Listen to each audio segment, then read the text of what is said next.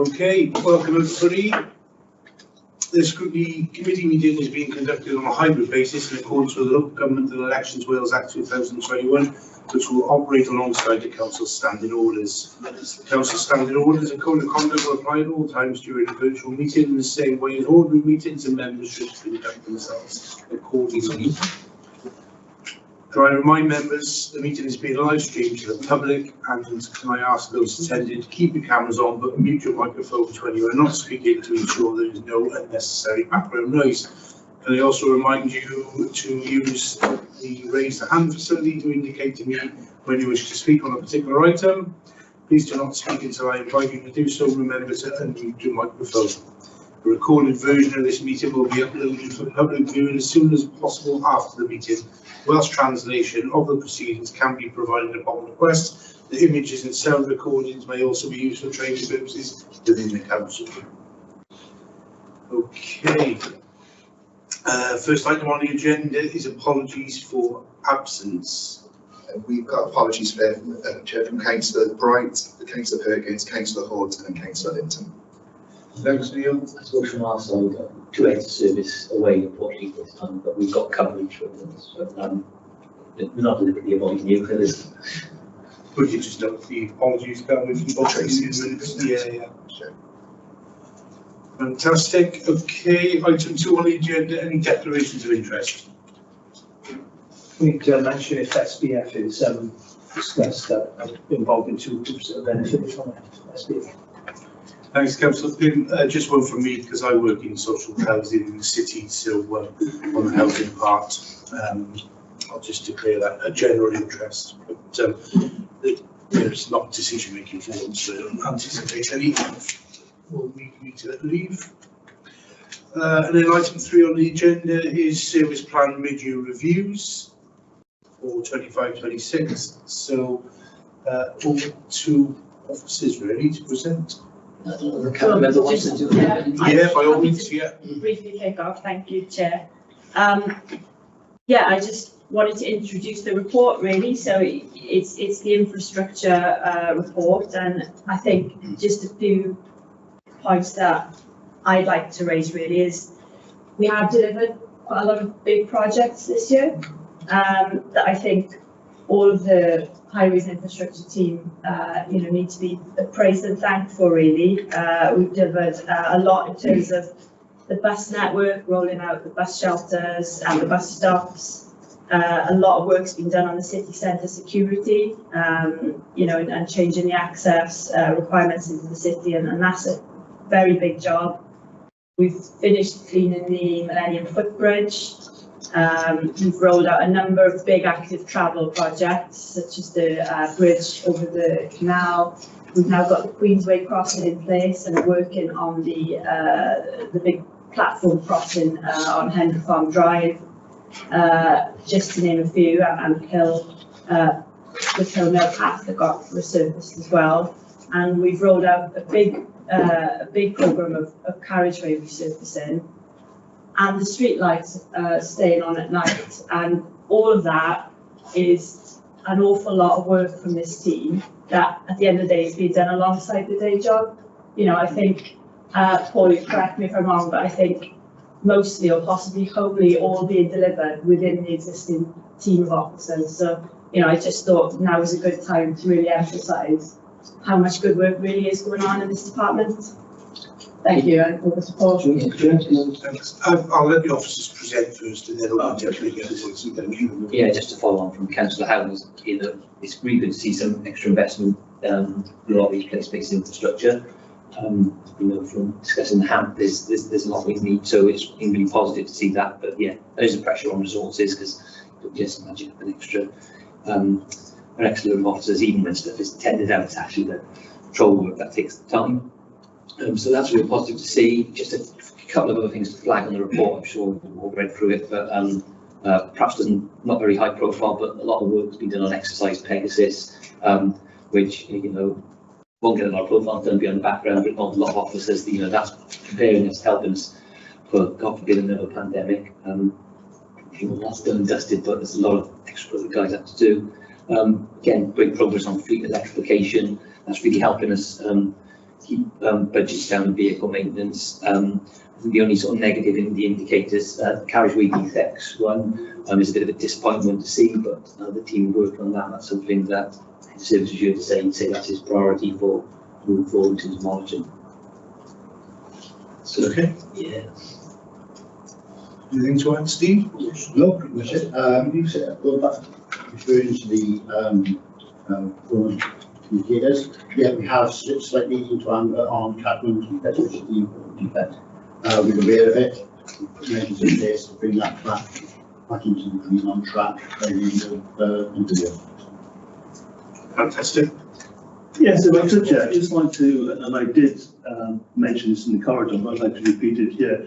I'm really pleased with the work that I've seen, certainly now ward, and some of the stuff that's been done I thought would never be done.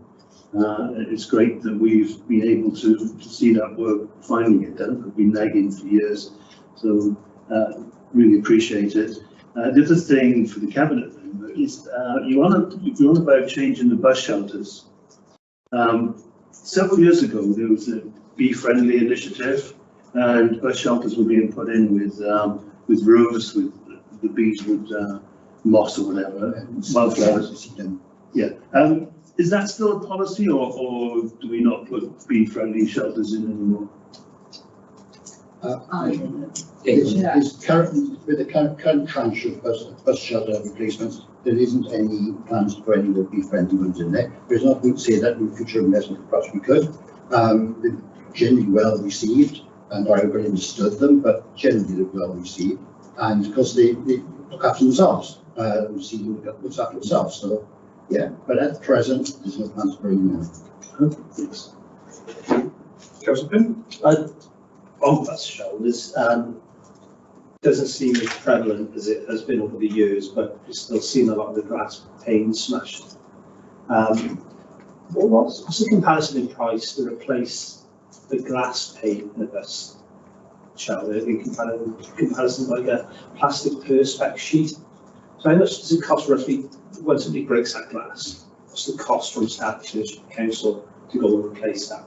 And surely now we should be looking at more environmentally sensitive means of future-proofing some of these bus shelters. If it in certain areas we see glasses smashed like routinely throughout the year.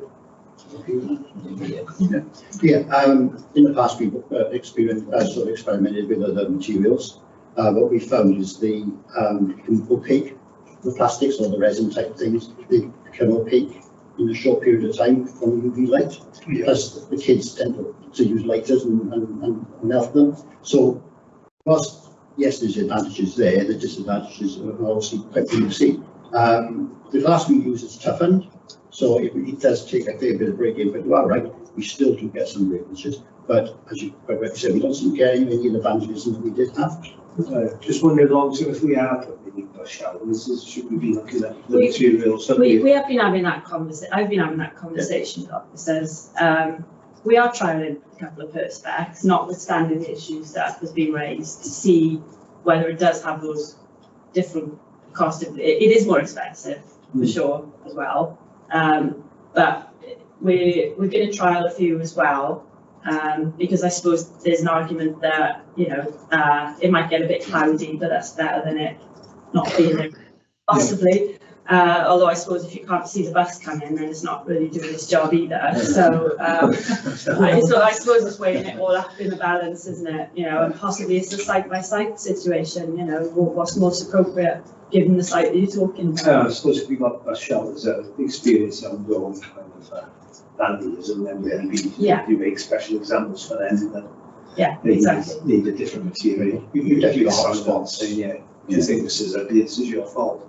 You target by area, that makes sense. We had one smashed last night actually, you know. So, but for example, we've got one in Dufferin that I think, you know, so you put the glass back in and it's smashed again. So, you know, maybe there's an argument that for certain bus stops perspex is better, or maybe there's another solution altogether, you know. So I think we're open-minded about it, aren't we? But it's got to make sense in terms of cost in a medium to long term as well. So unfortunately, our residents are tougher than the tough glass.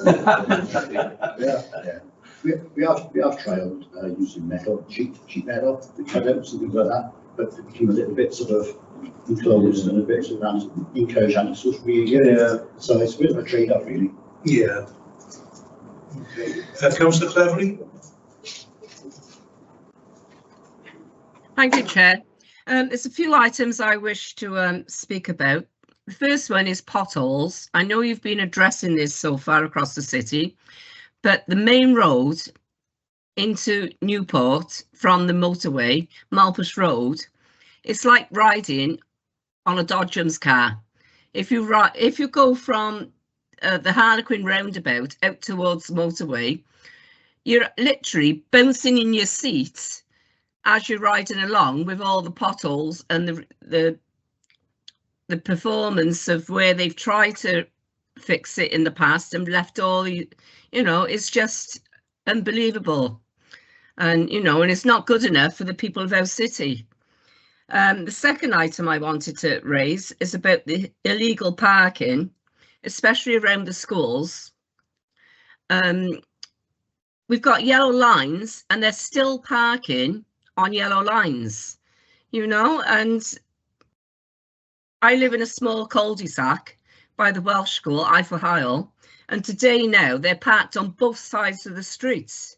Nobody can get through, and we've got disabled bungalows at the bottom where old age pensioners live, and they cannot get an ambulance through, or if a fire engine had to come through as well, there's no way they would get a fire engine through.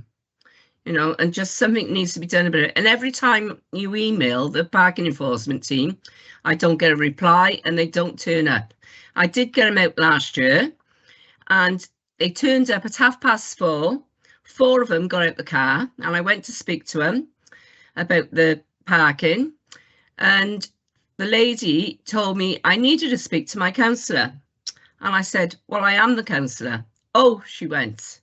And she was trying to pass the buck, and, just something needs to be done about it. That's all about my questions. Thank you. Okay, Yeah. so first on Malpas Road, yeah, we're aware.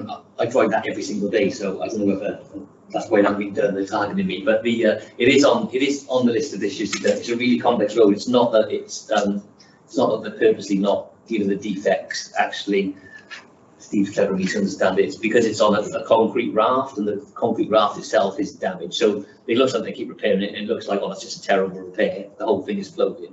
So in order to resurface it, it does need some significant works. So all that's been designed up from the start of this year, and works ongoing to do that.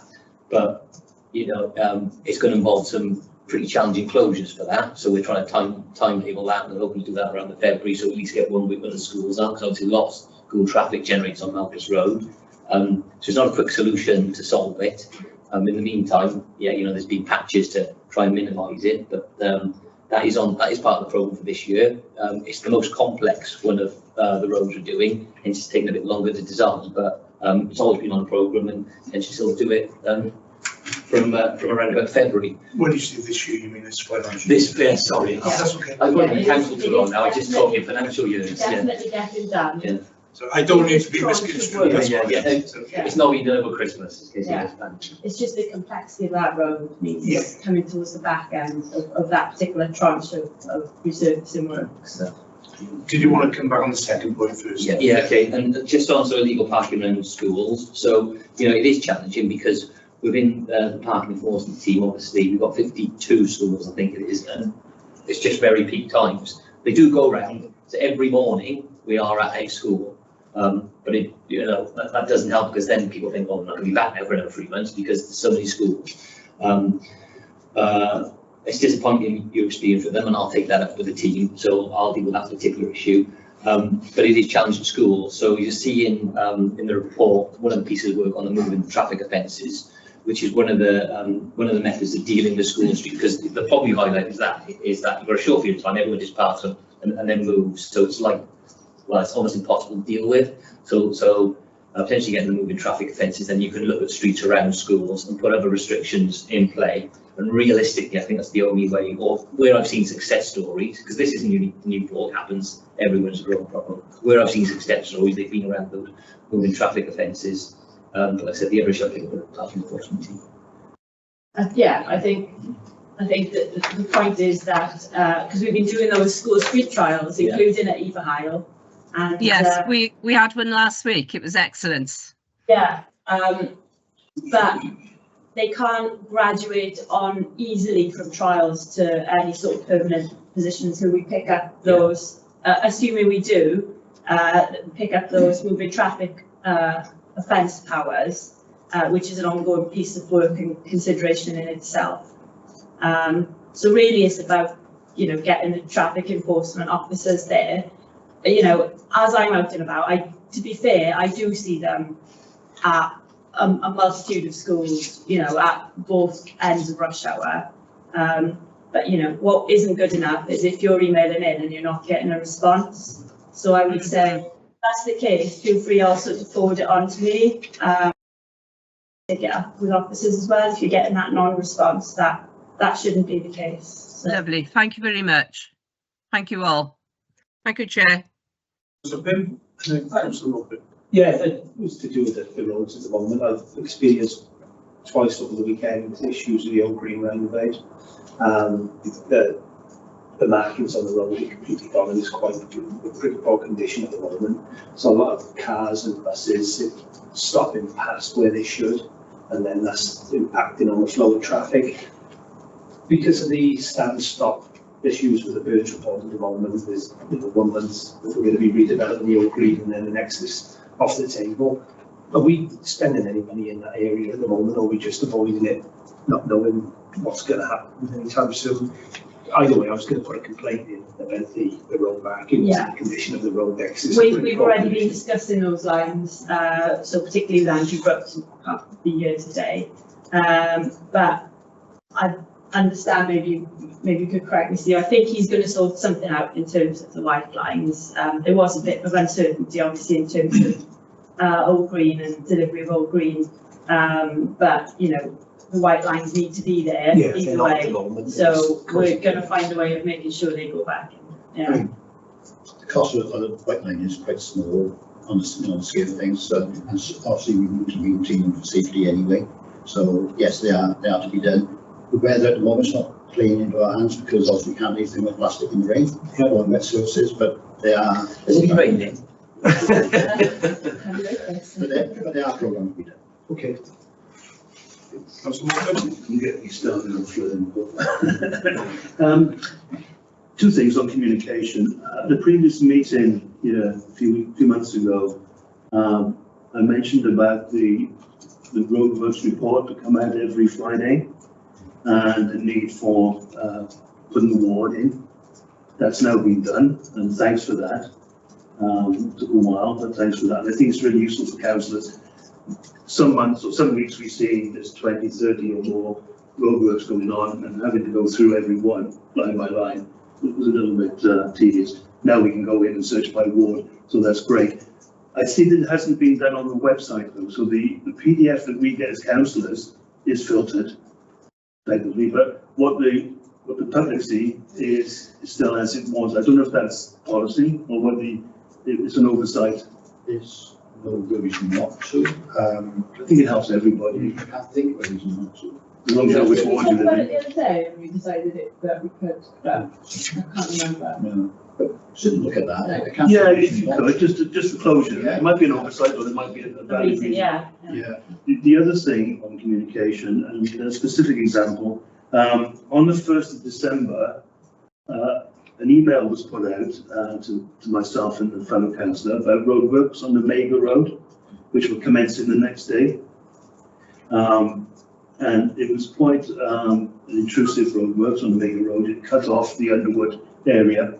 I have a Facebook group, and I announced it on the Facebook group, but not on the Monday when it came in, because I was at governor's meeting, but the next day, which was the same day the roadworks commenced.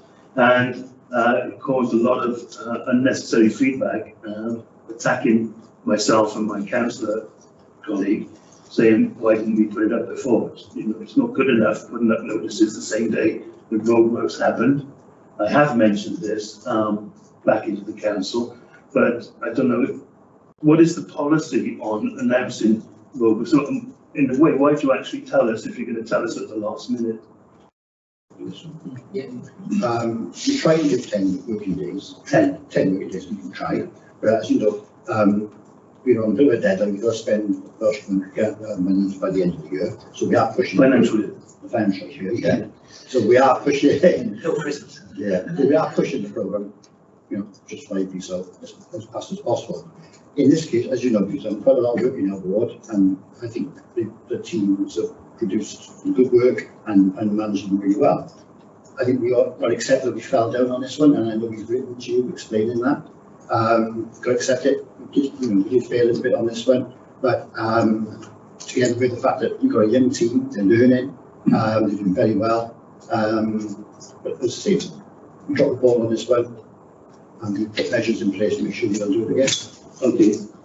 I would say, yeah, we normally try to give them as much as possible. Partly why I am pushing them, because again, as Steve said, we don't want ever to lose money. Particularly, we need loads of money in the road. We don't want to lose it. So yeah, it's like if a last minute window of opportunity becomes it's a juggling a lot of things. But the embarrassment from us. Yeah, I know we get that, and apologise for that. Like saying just on the road reports, obviously that's most of the stuff. We try to plan as much in. However, it doesn't include everything because stuff happens, doesn't it, all the time. And so, where we can, like, give as much notice as possible, but inevitably stuff will pop up and we get emergency questions. Because we had residents saying they found out from the local pub, because the pub got a notice way before we did. They would have all gone at the same time. Well, no, it's a different notice. They would have all been posted at the same time. Okay, it is what it is. But I know the head of service is aware of this, and he has spoken to us and the team about it, and we need to improve where we can.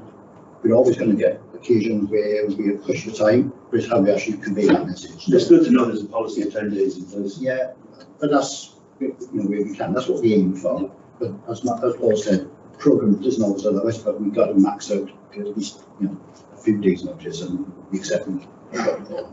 Thank you. Councillor Screen.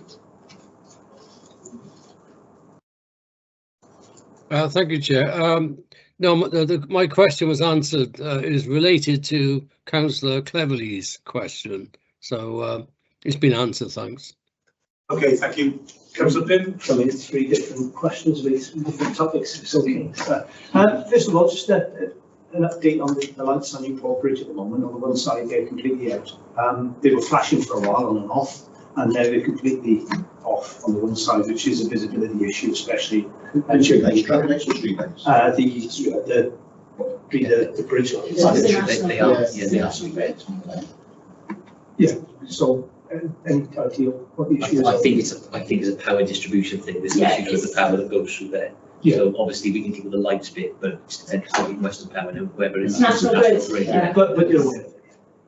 So National Grid have got their own time frame and they're not answerable to us. So it's a matter of when National Grid come in and.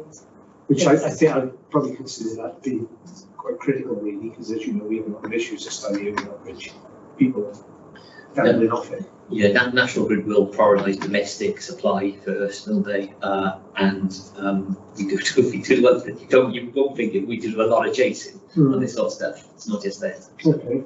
So is there anything that we can do at our level to change that then?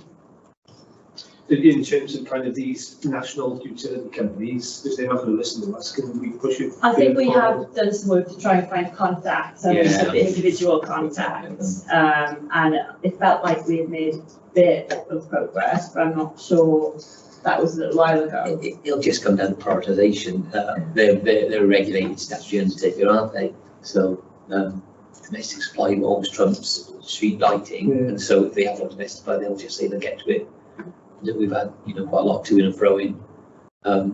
It's challenging, so we can't really mess with their infrastructure, can we?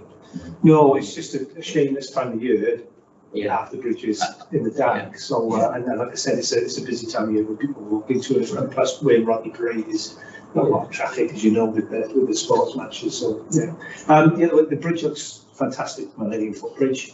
They've done a really good job at painting it. How long will it last before it kind of needs a recoat? Do they give it warranty and guarantee? So the paint is warranty for certain amounts, that for obviously some marine environment, isn't it? And so how long has that bridge been there? I think it's mid-2000s, isn't it? It'll be 15, 20 years. Yeah. The big thing is pollution. I mean, you can see the pollution over. Yeah. I mean, as an indicator. I wanted to paint it grey, but I was told, no, you can't paint it grey. So, you know, until pollution subsides, it will all keep sticking to it a little bit. But an estimated, they I don't know how long the warranty is on the paint. It will get more grime sticks to it, just depending on how much pollution is in their cars. We have had discussions though about, you know, that maintenance schedule. So, you know, but it's an ongoing discussion, you know, I think, because we need to consider all those factors and how quickly will it need it and that kind of thing. Yeah, possibly being a bit more proactive and not waiting until it. Well, not wait until it was like it was last time. 2006 it was. Yeah. The challenge is it's incredibly expensive to do. Okay. So, because as you can see, it's not a normal bridge and there isn't any Access points to it. Like you describe a normal bridge, it's basically men or women dangling off ropes, you know. And so you've got it takes a long time, it costs a lot of money. So, you know, we're doing it for aesthetic reasons. Now, that's fine, it's in the city centre, you can justify that. But if we did that in a year, we wouldn't actually have any more budget. Yeah. So we'd just be, so it's not a lack of maintenance due to, well, no one noticed. Of course, It's just, you've got to prioritise. a drone with a paintbrush in a few years, you never know. And then the final question was the cycle paths and the cycling targets. And I'd raised this with you previous, Paul. It's how we get people on bikes and where they can practice and have the confidence before they go out on the road. Around Newport, from what I've seen, I know we've got an active travel map according to this. I'm not looking at it myself personally, but from my experience of trying to cycle through the city, we get short sections of cycle paths and then it stops and you're either on pavement or road. There's not starting and stopping just because of the way that the city is built up and there's not a lot of hills, topography is not straightforward. Have we given any consideration to areas of the city that we could have as kind of safe cycling practice areas? You know, I know Cynghorwyr is a new town, so it's kind of built that way, where there's a lot of flat areas. But there's not many places across the city that you can get on a bike and teach your kids still, or yourself. Brought this up last year. Yeah. Yeah, I remember it. And we're doing all the other bits, but we're not sort of the starting. Something I raised as I can't quite remember what it was. But there's partly around the challenge of Welsh Government funding. Yes, because it's got to be connected to, so it can't, so the issue is we can't draw down funding for that from active travel, because you could only do that if it was connected up to the existing network. So in a way, it's like something that needs to be addressed at Welsh Government level, of why are they being restrictive in that way with their funding, I suppose, but that's all about to change anyway, because we're about to move into these sort of regional funding structures. So maybe it's going to take up with the region in the future, potentially. But it certainly hasn't slipped off my agenda. I have kept discussing it with Alistair, and in fact I mentioned it to John Griffiths last week, funnily enough. So I suppose we'll just try and keep it under review, and you know, I suppose it's about finding the right opportunity for the right funding, isn't it? We're currently in the consultation phase of it, aren't we, for active network, or what's the thing called? The active travel network. Yeah, that's right. Is that what? Yeah. And so is that something that we can put within the consultation then, or record it as a? I know it's still challenging. It could be an aspiration, but it doesn't actually. I know it does, but I think if we raise it there and keep having it in our, then it might help with those other arguments we're having, isn't it? Otherwise, we just go, oh, this is the process we're going to follow. We go through the process, we come back and we just go around. Because we've been discussing like parking at schools and the problems they cause and the congestion, and we want more people on the road walking or cycling, but the maps are great, but if people haven't got the confidence, the opportunity to practice, they're not going to jump on the bike. I wouldn't let my kids jump on the bike and ride on the road now. Like you see the little kind of sessions in the cul-de-sacs, you know, the kids got their helmets on and the high vises, I think the reality is you've got youths on electric bikes, disregarding all highway rules and just cycling around at will. And then you've got kids constantly being transported by cars, and we've got no middle ground whereby we're allowing opportunities for people to practice building their resilience, their skills, their stamina. I mean, apart from superstore car parks, which are not the places to be I practicing. suppose we've got Tregear Park, haven't we, which is a loop, Yeah. a safe loop, We need more of that. but yeah, agree. So, Yeah. big leaders. We've got some plans on that as well, which maybe now's not the time for it, but we've got some ideas. Maybe we could feed that into the consultation. I think it's worth doing, so at least we've got it captured somewhere. Because Yeah. what everyone says is, oh, it's not on your plans, you can't do it, and then you still run in the middle. Yeah. Because we've got a lot of green at the moment, which is great to see. But there's still a lot of, within that, there's still a lot of, I know that the targets is, set in the future. There's still a lot of bits that are not really being joined together at the moment. And, I think the fear would be that this will be missed. Okay. Can I pick up on a follow-up to Councillor Pym's point really about NGED and the sort of street lighting issues? I don't know whether it's sort of NGED or somebody else on the SDR lighting as well. I've been reported for over 12 months lights on the SDR, which are not good. There's some additions, and I do get responses, pretty swiftly from the team to say that it's been passed on to the relevant external agency. Nothing's being done. What can we do to influence that in terms of sort of strategic pressure that we can put? And I don't know if it's the same organisation, whether it's NGED or whether it's somebody else for the SDR, because I know that there are probably some other arrangements for the SDR. What can we do as a council, both in terms of putting pressure on within the officer levels of those organisations, but also politically?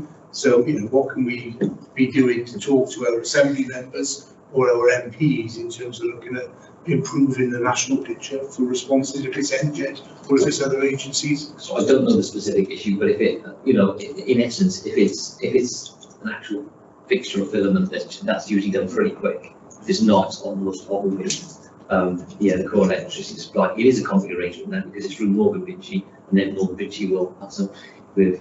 Yeah, so I'm not sure whether that's but yeah, I mean, it is just raise it. I don't think NGED or there's the new regulator now through. I'm never acronym I can't remember. They're not aware of it, and they'll probably argue back to government. Well, need more funding and whatever. And in some ways, it's one of these things. But if that's the circular economy, then we've got to pitch for more funding, haven't we? So if that's what they need, then, Yeah, and if you don't say it, then you never get it, I suppose. So I think, right to, but certainly right to, it comes under Welsh government, it comes under, it's a service. So, more people raise up, the more we to our elbow. That's like the web expression, but I know where you're going with it. that helps us because it raises it. But it is challenging. Yeah. Would you mind if I forwarded you the issue? Regarding SDR that you could have a look at? And we get the officers to send out to Scrutiny, indicative what you need to say to crystallise the issue that you're explaining to us. Yeah, that'd be fantastic. Yeah. Okay. One last point on this, not to cause any embarrassment, but we've been doing some really progressive work with the big stuff, the roads, you're noticing the difference. I don't think all the roads have been done necessarily in the right priority or order. Some roads that were in a bad state were done before the roads that were in real poor condition. I did raise a drive through this very most days. We've got that section down at the bottom of Sullivan Bridge on Canol Road, the Black Horse Club used to be, again, sections in two directions that are in really poor condition. And again, there's other parts of some of our main roads that have been resurfaced, which is great, but I would consider that a priority. So whilst we're doing some of the bigger stuff and we're getting on with it and the slow start to come together, there's a few little things that never seem to progress. And there's a big weed growing out the dragon on the old green roundabout at the moment that I've reported previously. And it's been mentioned on a number of occasions to me about kind of how people perceive the city centre and how much do we care about what people see when they're passing through. And you know, a weed spreading out of the backside of the dragon is not a great kind of introduction to the city centre. I know it's probably an easy fix, but little things like that again, if we can kind of improve that, because they're the things that people probably notice more than some of the other bigger stuff that's going on. So on that very specific point, so we have crosses a bit into this area, but also some of my other areas. Also on the grant target towns funding, which is for sort of these smaller scale infrastructure type issues. What's that we've got to work on, which is like small, don't we? Where we're like pushing these city centre arterial routes, these main things which can justify a little bit extra. It's complicated because the bridges network rails, and we need permission to go in there. We've got to get over the road without closing it. Just to get in there, but the dragon itself, it's not dragon, is it? Cookies. That's right, yeah. Heraldic supporter. I've always called it a dragon. Can we paint that grey and spray that? What are we going to do? Obviously, we've got to get there because obviously servers and it's fixed to the structure. Yeah. So we're going to, it's a triangular piece of land in front of it. So we're going to put some scaffolding up. I'm going to get there, inspect all the connections and all the fittings, make sure everything's okay. We're going to clean, wax and polish the grease that's followed, and obviously all the green stuff will be removed up to that. Yeah, brilliant. I asked Steve why he just couldn't climb up with a ladder, but apparently that's not done these days. Just picking up on Councillor Pym's first point, he mentioned the roads in this area, which I was going to sort of raise anyway. So the leader and a cabinet member announced additional funding for the highways for this year, and there was a published list of roads that were going to be done this year. We've stored an update on some of the roads in our ward that are particularly bad, and they appear to have now rolled in. We're told they're going to be done in June next year. So is the funding likely to be carried over as the programme extended? So we've got it in a hang on, we're going to get several years here, aren't we? So we've got it in a period of time from when the leader announced a year from there. That's not true. I think the programme is something like July to July or something like that. So it encompasses. So it's over the financial year. It goes over the financial year. So some of the first chunk money is in this year, and it goes over the second year. It's a 2 financial year programme, a 1 actual year. Okay. So some of it it's just in terms of profiling it to get it done. In terms of prioritisation of roads, to say is we've got a lot of stuff that's done through in terms of the handler requirements. So all the roads are prioritised according to engineers' criteria. Some of the roads is, I look at and go, really, is that one? And then it'll be skid resistance or some other thing I don't fully understand or profess to understand, but it's really important we are done in that, because otherwise we just be, I want to show everyone that, but everyone's got the worst road. And so it is challenging when, this is a big investment, a big we had for years, but that list is a really long list. Yeah. So, Yeah. Okay. Like some roads that don't look so bad but had work done, but it wasn't full resurfacing. It was surface treatment to stop it from, like the A48 on both sides, for example. That's a really important road, so probably the main one in and out, isn't it? So, that, I think I'm right to say, with most treatment. Top dress. Yeah. Well, it comes down to good asset management. I mean, we've got roads up there that if the road has failed, it's failed. We've got no choice but to reconstruct or in the resurface. If you've got a road that's still got some residual life left to it, with a small top up by surface dressing or giving it a proprietary treatment, we can extend the life of that asset. So that's why, to maybe a non-engineer, that road's not as bad as that one. But we're treating that one because we can treat it now, top up that's residual life to 25 years at a fraction of the price. I think the investment split is roughly 50-50, isn't it? That's surface strength and surface replacement to try and get as much value out of it as possible. Because we do have that comment a lot, but I think, and sometimes it is that mix up between what's just had the surface dressing and what's had a full resurfacing. Yeah, Yeah. that's probably the case with Chepstow Road then. I'm not complaining, it was great that the section of Chepstow Road was done, but just up the road you've got a section of probably half a mile away that really does look like, you know, a country road from the 1990s. That's why in Custom Office Road, we've done some inlay where you've gone beyond treating, but we've done quite a bit of surface treatment as well, where there's still some residual life left. So with a small investment, you can top that life up and get a few more years out of the life. Yeah. Okay, in terms of roads, so in terms of sort of junctions and stuff, and where the amount of development around those junctions mean that they appear sort of at or over capacity, what sort of infrastructure funding is available to look at those types of roads? Is there anything in the council budget, or is that, do we have to go and seek that from Welsh Government or the like to sort of look at the junction changes, or is there a programme that ties into this that we sort of assess junction capacity and that sort of thing?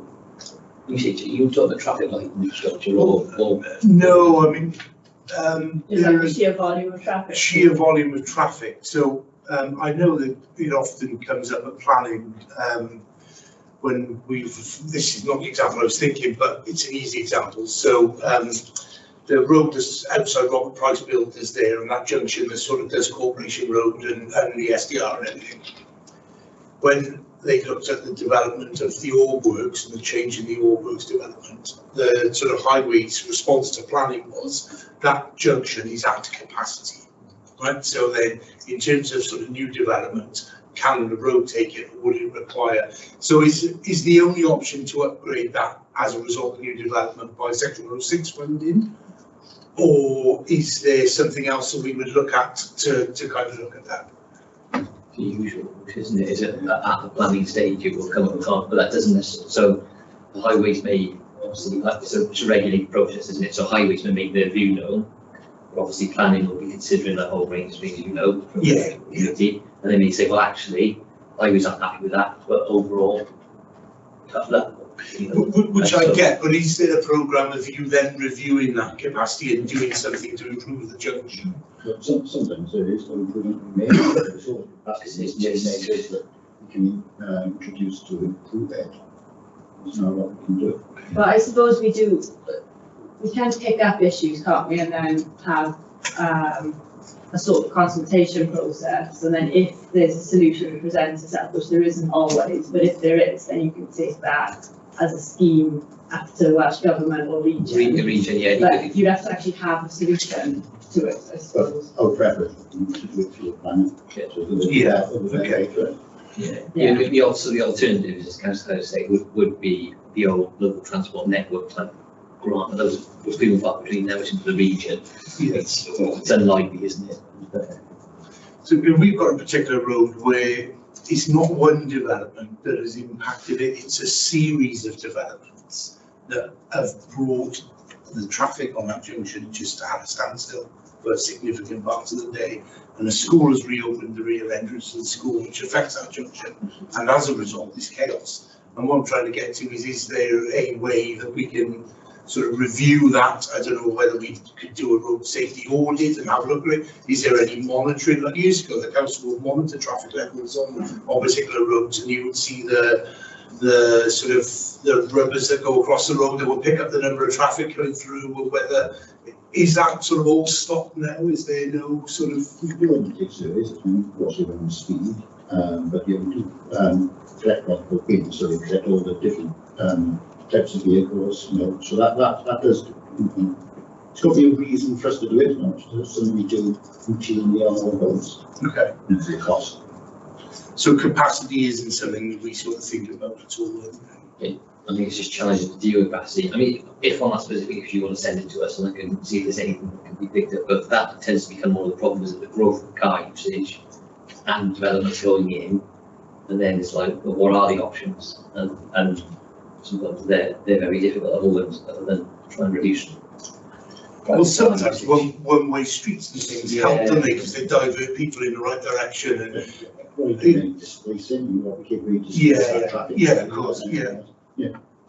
Obviously, you know, active travel, could ease the pressure on roads. But we've sitting on in the game for building the roads now. What did you say was your last point? We're sitting not in the game now. Not in the game for new roads, for building new roads. And when you say not in the game, is that because of a Welsh Government sort of directive in we won't build new roads? Plus the fact that, you know, in a city, just building another road doesn't change anything. Yeah. In greenfield sites, you can get away with it. In the city, in limited space. Okay. I'll refer that particular example Yeah, as send that well to myself, to have a conversation with it. Okay, that's okay. Could I also get an update on the sort of South East Wales Transport Commission and Burn's recommendations? It's on the report as a sort of action that the team are working on. But I can see the update. I don't need you to repeat what the update says. What I sort of like to understand is what role the council have played in this, whether we are the lead in this, both in terms of the old green roundabout, but more in particular the stations that are proposed along those sort of areas, or whether the council is taking a back seat, because this is a big item in terms of the service plan, but actually how much work is the team required to put into this? So certainly over a year that we're in with the service plan, the team role is not necessarily leading, but it's part of the wider group. So it does involve us with a highway authority. So some of the interventions, not all the interventions, come under us. We don't have to need to this. So it involves Welsh Government, but also the transport agencies, so there's an impact on them. And the trains, the main line is UK Government. So it's a combination of all those, and Transport for Wales work on stuff in terms of progressing the stuff. So in terms of the work that's gone on this year, it's been a lot of lobbying and supporting for the train investment. And Self and Council House tried to get to London to lobby for train investment, and ironically, the train was cancelled. It's kind of, I think, proved up by Swindon. We went in a couple of loops to Swindon and then came back home. But we're equally lobbied in, have been to London since, and we have, and I'm sure you've lobbied in a number of places, and so it did happen in the end, but not on that particular train journey. Yeah, so it's great that investment's coming in, but again, we are still involved with that. So there's a strong working group on any of the projects implemented in, and although obviously UK Government and Network Rail are the big leaders for that, you think around connectivity to the stations, so parking, those sort of aspects do impact on us. So not only do we want it because it's good for the city, but there's actual impacts on us as well that we deal with. So the team will look into that. And so again, just to give a sort of example of things like the Landburn station, we want to make sure there's adequate parking there, because obviously we want people to go there and not coming into the city centre. Those sort of issues and those sort of design constraints. In terms of the other stuff, so that is into the regional transport plan. So is a slight change in structure of how that goes. So it's working then with our other regional partners in the CJC. So I think with I think with the train stations, it's obviously really great news, and I think it is the result of a lot of lobbying at a number of levels of government. And so I think a lot of it now is just trying to keep that momentum building to ensure that that amount that we've got can bring those stations on as far as is possible within that funding, that's been announced. But it's good news, and it's creating that sense of momentum either way, isn't it? That trajectory that we want to be on, where they will get delivered. I think it's good news if that's what the people who live in the area want, though. So the government of St. Pat's, which is in Middlesbury Ward, there's a lot of concern with that train station being located at the back of the school and the problems it will bring. So I'm not sure how far the consultation's gone with the local area. I know it's what they want, the Welsh Government, and I know that we want to do transport links within the city. I still think that the finer details need to be discussed in more detail with the local residents who live in these areas, because it's not a good fit for certain areas of the city, and it's going to cause a lot of problems according to the residents who live there, and I don't think their voice has really been considered. So over the general consultation, there was an overarching consultation a few years back, so we're involved in that, but on the specific designs of station, that goes through the WellTag process which everyone in transport loves. There's quite a detail that goes there, but that's exactly the sort of thing that would be, you know, saying, well, this is walk on station, this is not a, we do understand the traffic impacts, but you know, when Burns was coming up, the surrounding ranges of that train station, that area, you know, you've got a high level of deprivation, and if you look at, you know, Bristol, Cardiff, where you're able to put great connectivity, that really, you know, does help with it helps with pinpoint jobs, helps with, you know, people in less advantages being able to access better paid jobs. And so, you know, certainly that one, more than any of the other stations, and I'm not an expert in these things, we're seen as having a much bigger community benefit impact. But accepting this, every township doesn't never quite works great. But, you know, you look at Cardiff, you look at Bristol, you look at other places where they've got train, we look at London, where the train's in 2 seconds, isn't it? You know, you don't need... It transforms areas, yeah. We responded to the consultation as ward councillors at the time and said, actually, if you just move it 100 yards down and 2 streets down on Henson Street, you probably solve the issues. So hopefully that will be picked up as sort of the more sort of micro elements of the consultation and kind of run with. So who would be the lead authority in terms of procurement and delivery, and would our role be just as the planning authority, or would we be expected to deliver on the stations?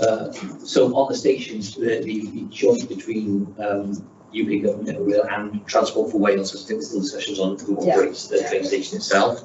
But yeah, we certainly sat in the room. In terms of planning, yes, some of the planning, although some of around train stations permitted development, railway lines have their own, depending on the electrification came on, because we were, you know, we had some issues with massive things going up and built, but no, tough luck. Yeah. So it's a bit of a grey area, the stuff that will come into our planning, so yeah, regulation, all that sort of stuff. But we are, you know, all those groups are all working together because of a quicker transport, but you know, it's not as if they're all doing isolation. They would be obviously the lead. Yeah, I can't get Steve to climb up a ladder, let alone design a train station. That's not going to happen. So you sound sort of particularly on board with the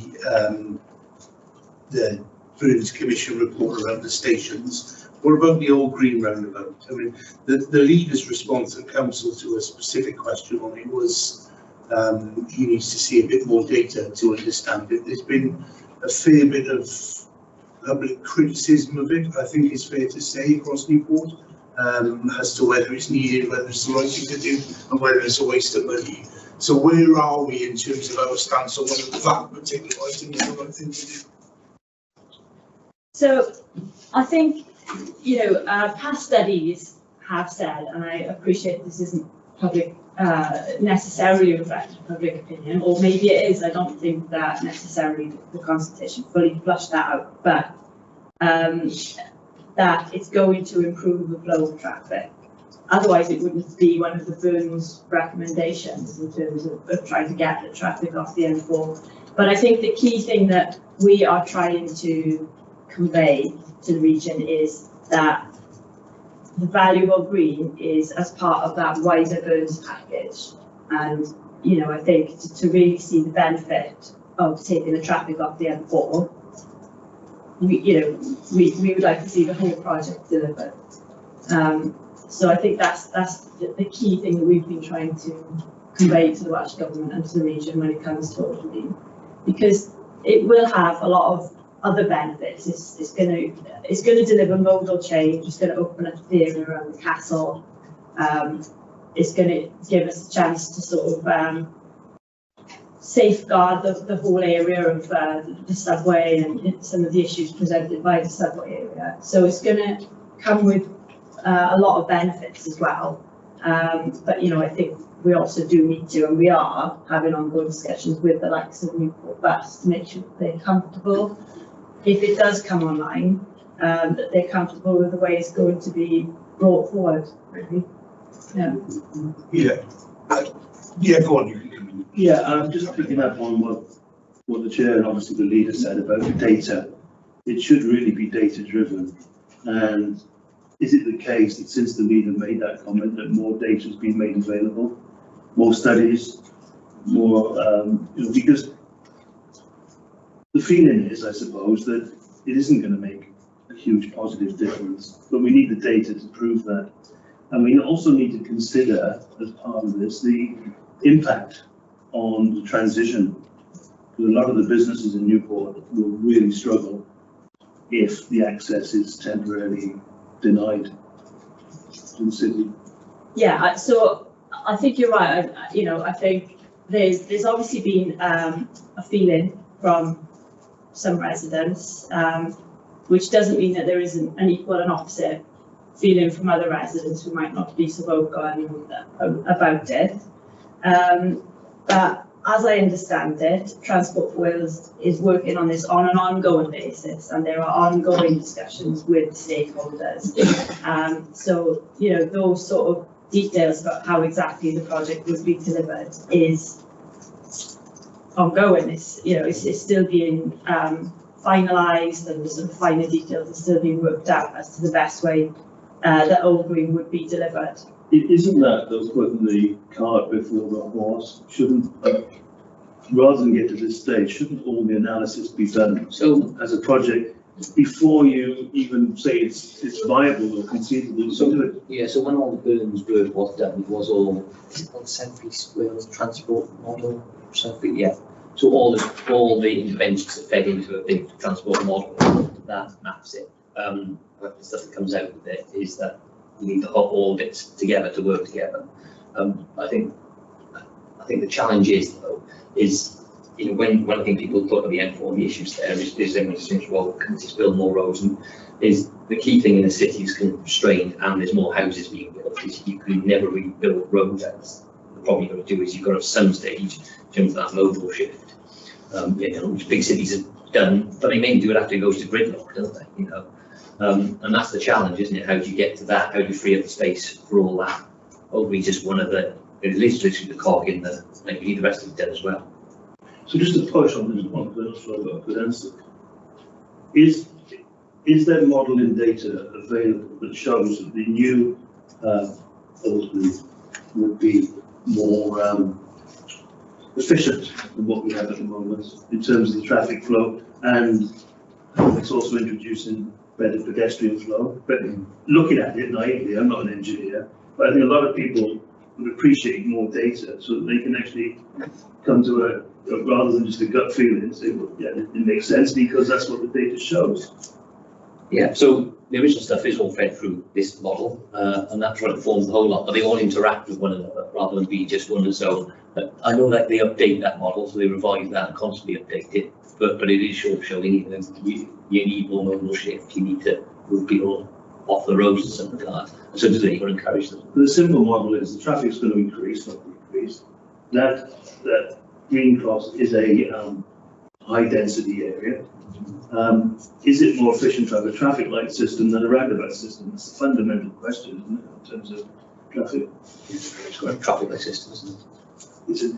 Sorry? It has got a traffic light system. Yeah, but it's also it's not fully traffic light though, is it? It was off at low peak times, isn't it? Yeah, it's just on the sort of junction up in West Lane and what have you, isn't it? But my point of raising it is, we're clearly spending a lot of sort of time in the department on this, and we accept need to be a key player at the table, and I also agree with your point about the wider regeneration benefits that it would bring to the Castle area and the sort of subway areas and everything else. So, but that alone shouldn't be a reason to do it, and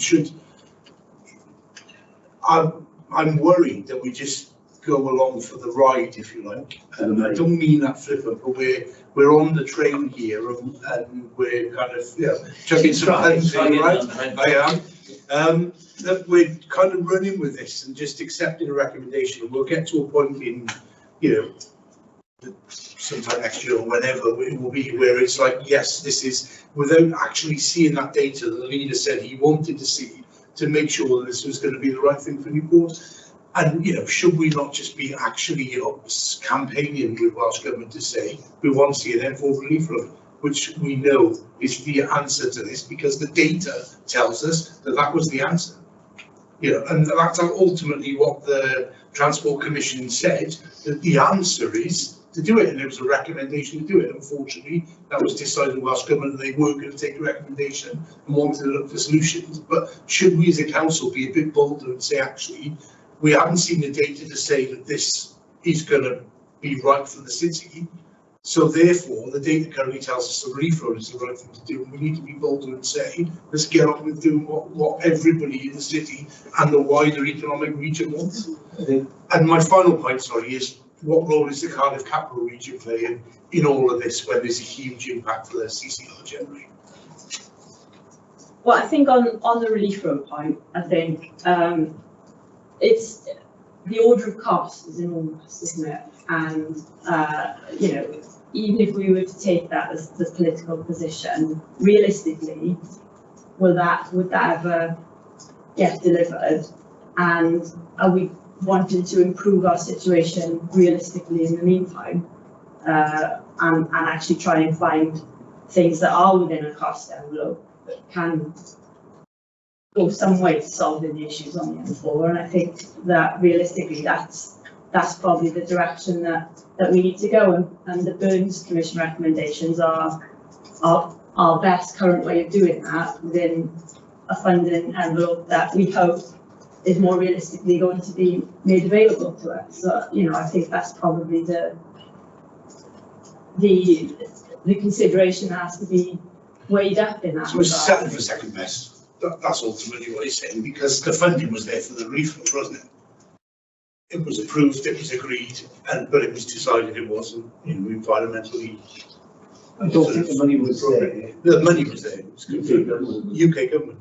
But on that point, Chair, and Canol, and Sally, you know, comments that I made, I have the belief that we need a new port, and I believe it should be a toll road. You've got one of the big cities in the M5, then Ireland, in around Dublin, there are toll roads everywhere that have been built. And I think for what we can be spending on these improvements, the overall big improvement will make big difference. We're not giving enough consideration at the moment. But again, it's not for us to decide in Newport, but I am fearful, sharing your concerns, that this is going to be forced upon us. It's going to be something that in years to come we'll look back and think that didn't really improve what we thought it was going to improve. And I think probably would be a bad idea off the back of this scrutiny is maybe like a working group that can share those cross-party kind of opinions and some kind of so there's a reflection about as elected members what we feel and what we think. Is that I've raised these questions before and I've struggled to get answers as to where this is going to go and when it's going to start and how much of an improvement it's going to be. I don't buy into it personally. I heard it said if we don't spend the money, it goes somewhere else, which isn't the best reason for doing something. Yeah, well, so I mean, the position with the region is, you know, we were asked to submit all of the Burns road schemes. So, you know, we've done what was asked in that regard, and ultimately the region will decide which schemes it then wishes to bring forward within the next 5-year time period. So the region does have a lot of agency within this. When you say region, you Cardiff Capital. Cardiff Capital region. Sorry. Yeah. So that's just to answer that final query of yours on that. Yeah. Okay. I would, you know, go back to the question in terms of obviously you talking, you know, obviously, which is where I was driving. Yeah. But the officers have to work. We don't make decisions. This is, and it's bigger than us as a council, isn't it? So all we can make sure is that the officers provide the best judgment as people as possible, and make sure anything they do is the best standard. Of course. I think we have made the case that, you know, early reports from the Burns Commission said that the old green improvements will improve traffic. And so we've asked for, you know, now we're further down the line, you know, can that sort of reassurance backed by that data now be, you know, provided to us again? But they're working on it. So I think if the SDR roads had served the real purpose, then I could see how the old green roundabout the redevelopment of that would link both roads, and you've got that possibility, but because the way the SDR has been set up with so many junctions, the traffic doesn't flow along there, so I can't see how the old green roundabout links the M4 to the SDR, and how that improvement congestion. I accept all that, but the reality is that you'll have that opinion, somebody else will have another opinion, somebody else will have another opinion, this one might work. What we need is the data, isn't it? And that's the bit that we need to push for. So I think the only recommendation that the committee should make is that, you know, that we go back to the leader's point about insisting that the data is made available to the public domain for officers to inform the direction of travel. If people But collectively as elected members, I think we all agree that that section of the M4 that travels through Wales, the biggest problem is through Newport. But you still got a lot of congestion in the that goes without saying, congestion, you know, around Swansea, but it has a massive impact on us. So I don't think anything should be forced upon us as a local authority. We should kind of have a big say in you know, the future of our city. Okay. I just had one other point, if that's okay, just on the team check-ins, and I appreciate head service isn't here, but Paul, you'll know that I raise this very generally. So there has been some improvement, which is good. They were really low at the start of the year, but they've sort of picked up, and they're nearly at the organisation target 70%. I did sort of task the cabinet member at the last meeting 2 weeks ago, and the sort of the people services team to look to try and organisationally move the target up. Now that we're getting close to 70 organisationally, so you know, it would be good if we were moving the team in a direction where they were above target and moving beyond the target in readiness for hopefully new organisational targets, which we might see towards next year. So it's good that they've gone up, but they were really low at the start of the year at sort of 47%. Yeah. That was last year, wasn't it? I think they were at 60 and they've gone up to just a fraction below, but still take your point. Yeah. In fact, no sort of point of view to come back there, but that's fine. And I take your point. Yeah, they were. They have promising them good this year. That was last year. And sickness days are quite high compared to the sort of council average as well. I mean, so operational areas always have higher sickness. So, yeah. So when they say service and they had some quality stuff and some operational stuff, I mean, it's just a fact of life, you know. If you've got feeling a bit groggy and cold, you know, you're not going to be laying tarmac on the road, or you've got the bins where you're off the job, like you just work a bit more productively with one finger, you know. It's just, I think, so, you know, what we do is try and compare it to other operational services and other councils and operational services. I think, you know, it's a corporate comparison of this day.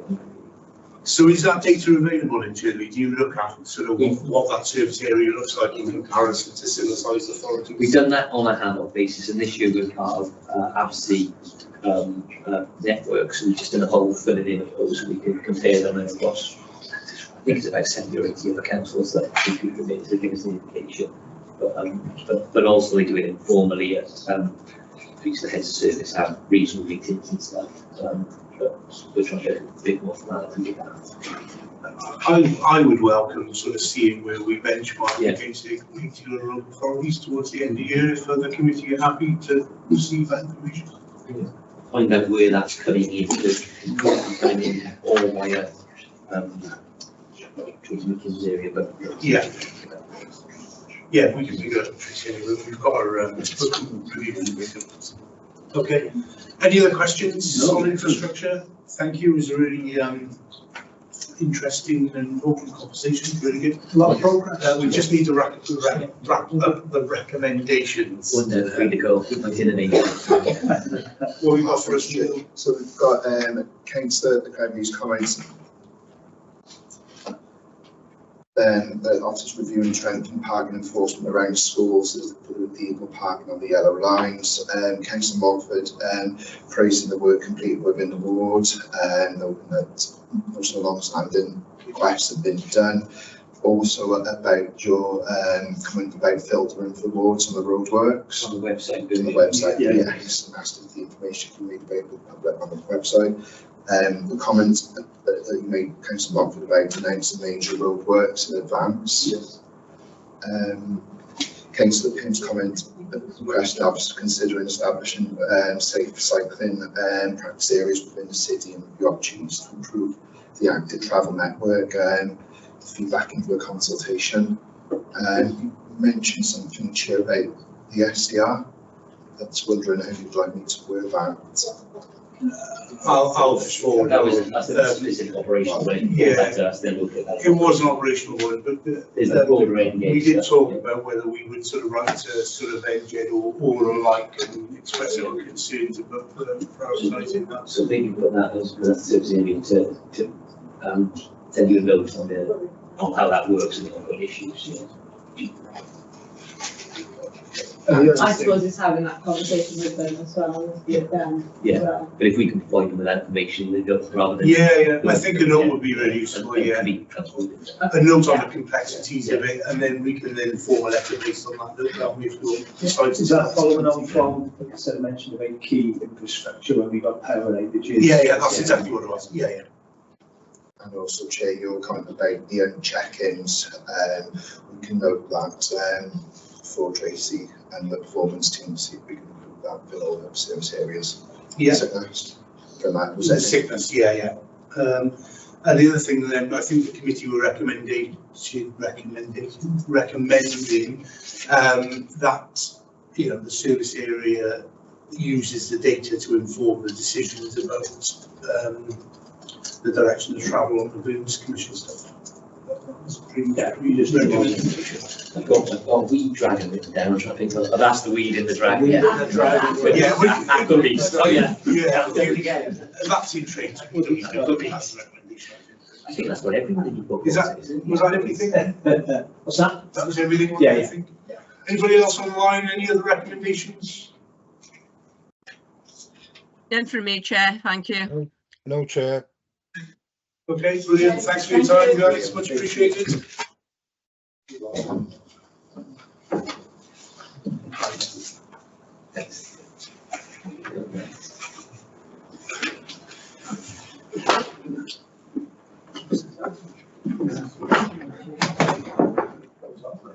I wouldn't mind actually math, that's okay. On track there.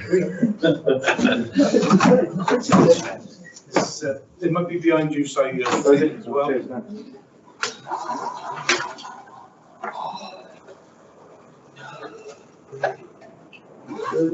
She said, I haven't told them. Can't find your name, Trace. I'm going to see. Is there name tag? Sorry,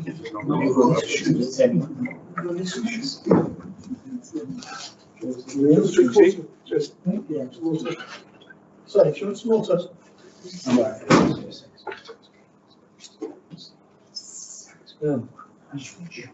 I'll see you later. Boys, read my eyesight. Oh no, mine. I'm looking at Jason's. Yeah, I've got mine. Yeah, I've got mine. Yeah. Jason. Use that here. You can don't know. Yeah. I'm just going to say I mentioned.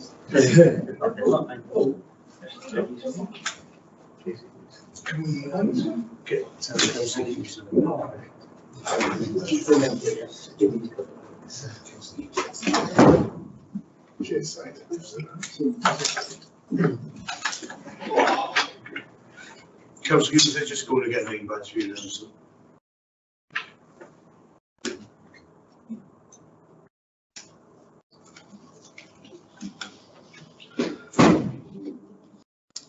Okay, just while they're taking care of your name badge, Councillor Hughes, and we're just waiting for a few other ones to come back. So I will just briefly introduce the service area then. So we're moving on to mid-year service review for the housing and community service area.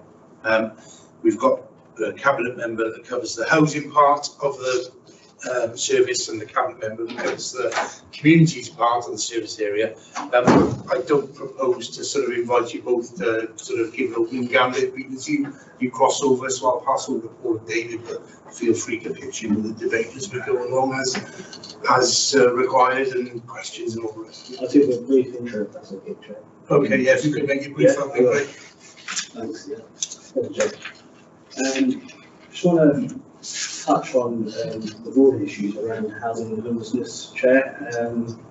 We have seen a sharp increase in single individuals, and that's the biggest strain in terms of temporary accommodation. We're looking at around 85%. And of course, that ties into supply and demand. And biggest issue that we're facing now is one, of course, the lack of stock. We are not a stockholding authority, as you know, we're partners, and a huge sort of budget strain in terms of hotel and B&B use, which impacts, of course, the local housing authority. But on the up, what I would say is we have delivered on increasing the number of units, cost-effective temporary accommodation, with regards to private rented sector and leases in Wales. We're also up on our aspiration regarding housing and homelessness placements, people to whom the council owes statutory bonus duties and support these placed into supported housing. Just want to conclude by saying the final whistle hasn't blown and we are at mid-term point, so it doesn't give the broader sort of picture until we actually reach that end of year review. Okay. David, do you want to add, because I think everyone's fed up with my voice already? Yeah, that's fine. So yes, the side has touched on, I think, the key risks facing the service, and actually a key risk for the authority is the continued rise in demand for temporary accommodation. Just as some broader context, I think it is worth saying that I did looked at some numbers just prior to this meeting, and between November 23 and November 25, we've seen about 53% decrease in the total number. This is based on a month-end figure, but the total number of families in temporary accommodation, and then about a 75% rise in the total numbers of single people in temporary accommodation. And as is referenced in the report, the supply of one-bedroom accommodation in our local housing market assessment is one of the key gaps. It's a gap of about 711 units across 5 years. I think it's also worth saying, before we focus specifically on the service performance, that this is a trend that we're seeing across Wales and across the UK. It's driven by a range of factors. Between 24 and 25, private rents in Newport increased by about 17%, whilst the local housing market, so the local housing allowance, remained static. So there's lots of kind of external factors that are really impacting upon demand. I think if we look at the KPIs, it's quite clear that we haven't achieved the level of preventative work that we were aspiring to so far this year. What I think is important, though, is that we have proactively continued to look at the service and really looked at opportunities for improving that performance, whether that's through the use of data to really understand opportunities for early intervention more clearly, whether that's looking at how we're working within the team itself, and whether that's benchmarked or looking at kind of other authorities that are performing better than us and kind of working out what they're doing well through benchmarking, and then thinking about how we can implement best practice in Newport. So a good example of that would be learning from authorities like RCT around their approach to people leaving prison. I would say you probably see this when you look at the HR stats. We've also had quite a lot of staff turnaround and change during the first 6 months of the year. That has also kind of contributed towards the ability to really drive that performance. And lastly, we are expecting to see through capital grants an increased supply of social housing property that's directly accessible for people who are dealing with statutory homelessness duties coming online really between the end of September and the end of the financial year, which again will support improved outcomes. I'll just touch on the other ambers in the report very quickly. The empty properties, you'll see that we're just under our target. Now we're confident that that's really just because, as I said, it's kind of like again two halves these reports, isn't it? We're confident with the properties that we've got within the scheme. We'll hit target by the end of the year. And obviously people will be aware there's been a lot of work over the past 6 months to develop and publish the empty homes strategy.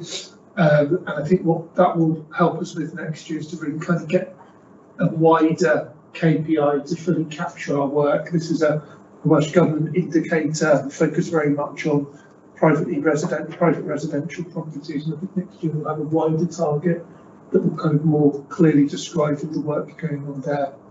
The last amber is the number of events and activities delivered by the library service. Again, this is one of those just under target. We're confident we'll hit target by the end of the year. Just on that, sorry, that's the communities aspect. That's the communities aspect.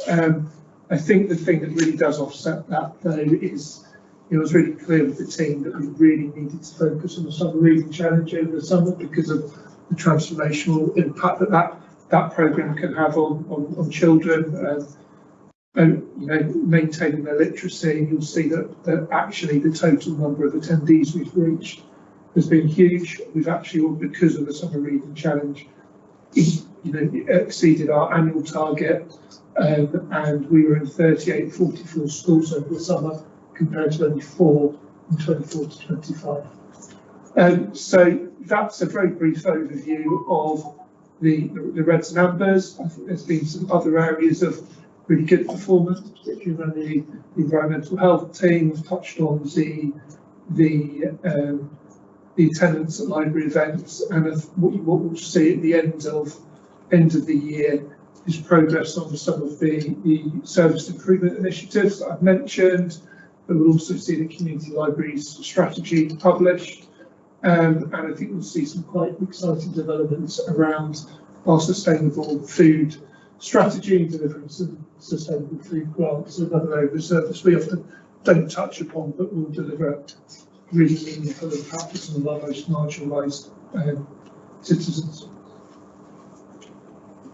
Okay, questions from the committee?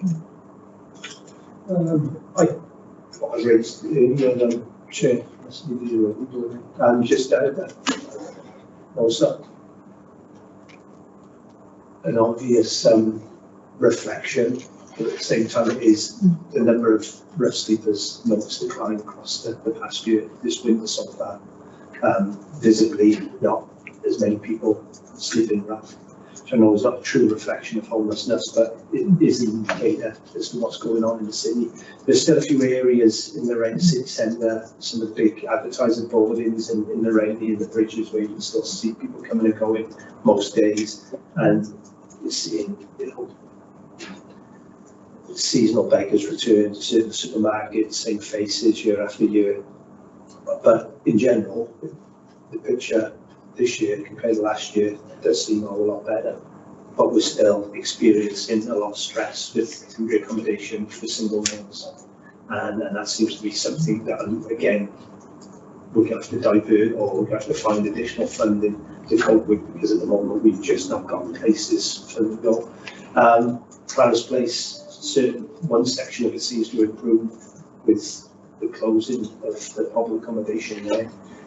But the people who are residing there have been moved, dispersed across the city, or moved to a similar type of building where they would be kept together, or is there a strategy involved there?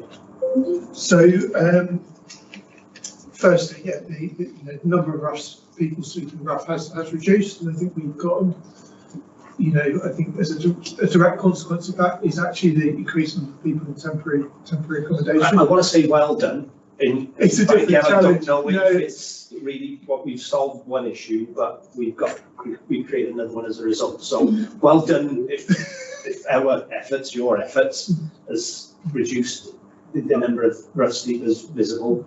But again, a bit like that, the problem accommodation in Clara's Place, It's- where have they gone? Yeah, and I think this is it. So I think it's a, just before we talk about it, I think we are just to, for councillors, if you are seeing familiar faces, do link in with the Salvation Army rough sleeping service. I'll share the rough sleeping coordinators details as well, so we can continue to try and do that work. It's a real challenge, temporary accommodation at the moment, because, you know, as our statutory duties have expanded, and they will continue to expand with the new legislation, we haven't actually got the configuration of accommodation to necessarily meet that need in the way that we'd absolutely ideally want to. So there's a lot of work that my housing strategy team are doing, my temporary accommodation team, and the housing support team as well, to kind of really look at how we can try and secure accommodation that is going to enable us to more effectively manage support needs and risks, whether that's us or our partners, but also to try and increase the overall supply of backdrop accommodation, because we are, you know, it's always a balancing act. We need to see individuals in that accommodation, many of whom have had really extensive histories of trauma, often dating back to childhood, but then also trying to ensure that it's not having an impact on other individuals, other communities. So you're right to highlight it, Councillor Pym. It's a real challenge at the moment, and there's lots we're working on. It just takes time, doesn't it? But yeah, no, it's a fair challenge. You know, it's something we're consistently and constantly grappling with. Councillor Cleverly. Thank you, Chair. Yes, I need to speak about the homelessness as well, like Councillor Pym just did. I came from town at the weekend, and there is tents under the lay-by just before the riverfront.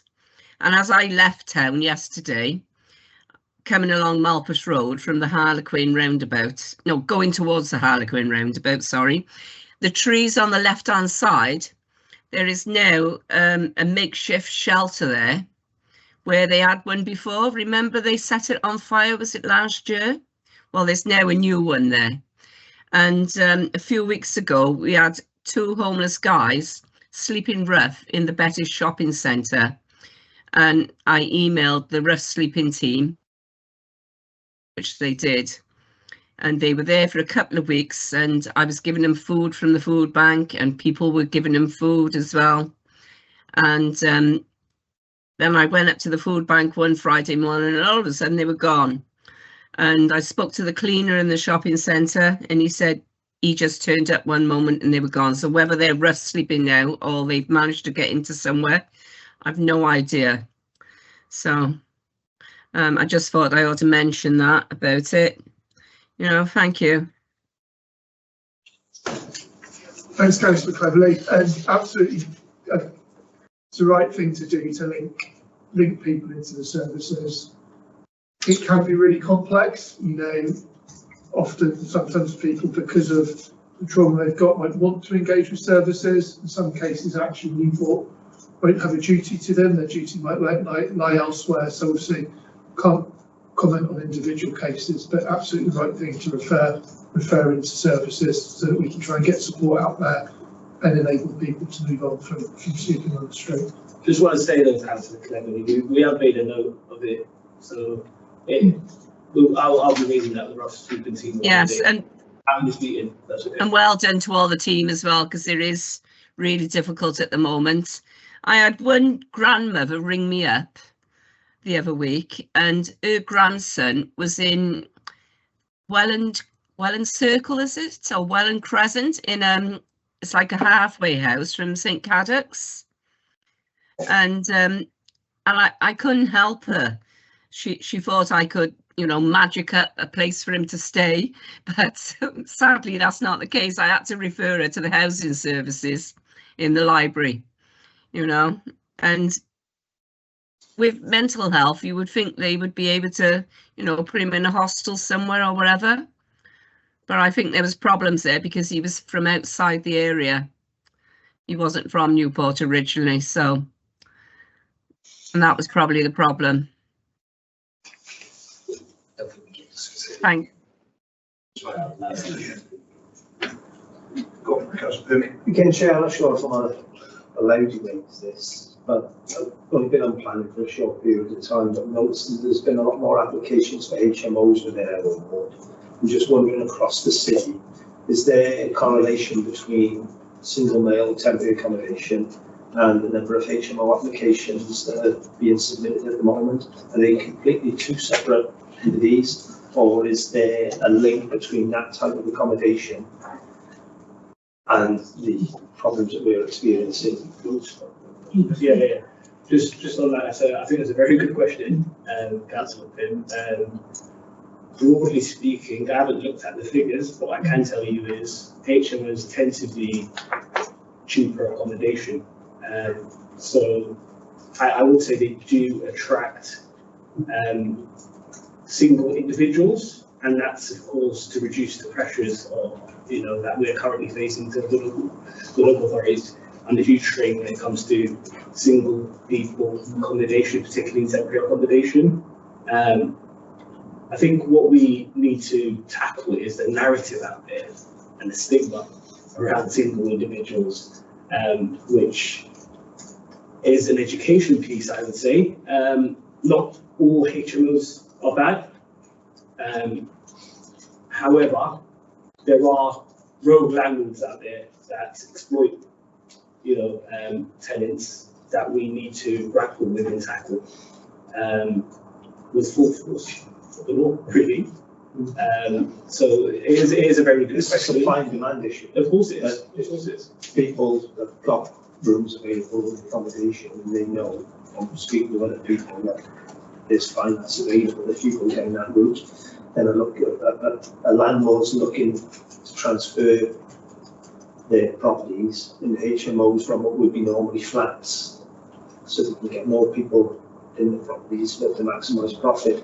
And if they know across the city like Newport where there is that demand and that pressure, they're hoping that maybe the local authority will view that as an opportunity that both parties benefit from. I've certainly seen an increase in my ward of HMO application, but that might be completely unrelated. That might just be because of enforcement, I don't know. But in terms of the narrative of the past 2 years, we're highlighting single HMO increase and HMO increase. Yeah, I think with HMOs increase across the city in terms of applications, it's not something that we can stop. No. Anyone, you know, can put in an application for an HMO, but every application is, you know, judged on its merits. You know, it's either delegated to officers or it goes to the committee. And you know, if councillors are consulted on a particular application, they do have the right to actually call it in for the planning committee to hear impartially. So it's not just delegated to an officer to, you know, to make that decision. If you feel that, you know, it is contentious in any way, that is a measure that, you know, a council can actually take depending on the concerns they have on a particular application. But you've already raised it. It's that negative narrative around HMOs that probably may well be unfair for anyone. I think there's that fear within residential areas. It could probably stray into planning teams. It links in with housing, though, doesn't it? It does link a bit. But in We terms do of have a study out there now currently. in terms of housing performance, but it's not relevant. It's not relevant to David's team's performance as such. Because I cover both, it's you can answer that, so that's fine. Happy to answer any questions. Any other questions from the committee? it was just going to come in community centres. So I know that it's not mentioned here with housing, but as you know, community centres and beachwood wards was used on a temporary basis for certain services. we've still got a lot of these community assets at the moment that are not functioning, they're not open. And whilst we've got these pressures and demands, there's any funding going to be brought forward bringing some of these community centres in full functioning use. So again, we can spread the services available across the city instead of them being concentrated in certain areas. One of the issues that we've had in the city centre over the years is a lot of the services are based there for people who are homeless or vulnerable, and so there's an attraction to the city centre for these individuals, whilst if some of the community centres across the city were up and running, then these services could run from there. And again, there's less of an attraction to certain areas of the city centre where we're experiencing antisocial behaviour on an ongoing basis. So what I'd say around the community centres is community assets. Community assets. You know, we're working on a bit of a strategy at the moment to work out, you know, actually what is the best use. You know, that sounds. How can we maximise the impact of community centres, community assets? You know, I think something to Steve had from Jason is very much these are assets from the community as opposed to kind of converting them into anything else. What I would say, and what I think we probably need to think about over the coming couple of years is that actually, as we try and change the configuration of temporary accommodation, actually there is something around trying to ensure it's not all concentrated into certain areas, and that brings its own challenges, as you rightly said, Councillor Pym, around how we wrap support around provisions and clients maybe aren't in the city centre. Is that the ongoing piece that we're trying to work through currently with as we look at alternatives to temporary accommodation? Okay. Any other questions from the committee? I've just got a couple. So the service area overspent predicted 933,000 to the end of the year. From the September Revenue Monitor report, the narrative appears to be about over £500,000 on security costs at Ellen Ridge. And the opening of Ellen Ridge report was approved by the cabinet member. It should go probably in sort of last financial year. Why didn't we envisage those security costs? Will they continue going forward? And can we recover them? What's the plan for sort of bringing that back going forward? Because that's a lot of money to be spending on security of one site. Of, you know, I think it only opened in June, July time. It's like, you know, £2,500 a day. Security costs. It's horrendous. You're absolutely right. We'll start with the entry here. So that is currently under review as ours in terms of the strain, you know, security costs are having on the local authority, particularly Ellen Ridge. In terms of foresight, I mean, safety comes first, doesn't it? You know, ensuring that, you know, the public and community are always safe. Yes, of course, there is a strain on the local authority financially, but we are focusing primarily on ensuring that our communities are safe and not impacted by any accommodation or pitches in the city. So that's our primary focus. It is constantly under review. Had a meeting earlier on with the head of housing just to discuss that, and we are having ongoing conversations to bring that down. We are looking at different models as well in terms of security, shared or mobile security models that can bring the costs down, and working with partners such as the police in using, you know, the use of technology, CCTVs, etc. So that's an ongoing piece, and we're happy to share that with you when, you know, things do materialise. As Councillor says, there's definitely a plan. I can't go into, we won't go into too much detail, but essentially a response to a specific risk that I get that kind of manifested as the property, because the site was occupied, and so it's really difficult to grapple with trying to balance up these different risks. But we've been working hard on a plan that will be delivered over the next kind of months to manage that and to bring that pressure down. So I'd be happy to share that in the report. You sort of preempted my sort of next question is, you know, what role are partners playing in assisting with that? And it's not, I understand the dilemma that you're facing and sort of some of the issues.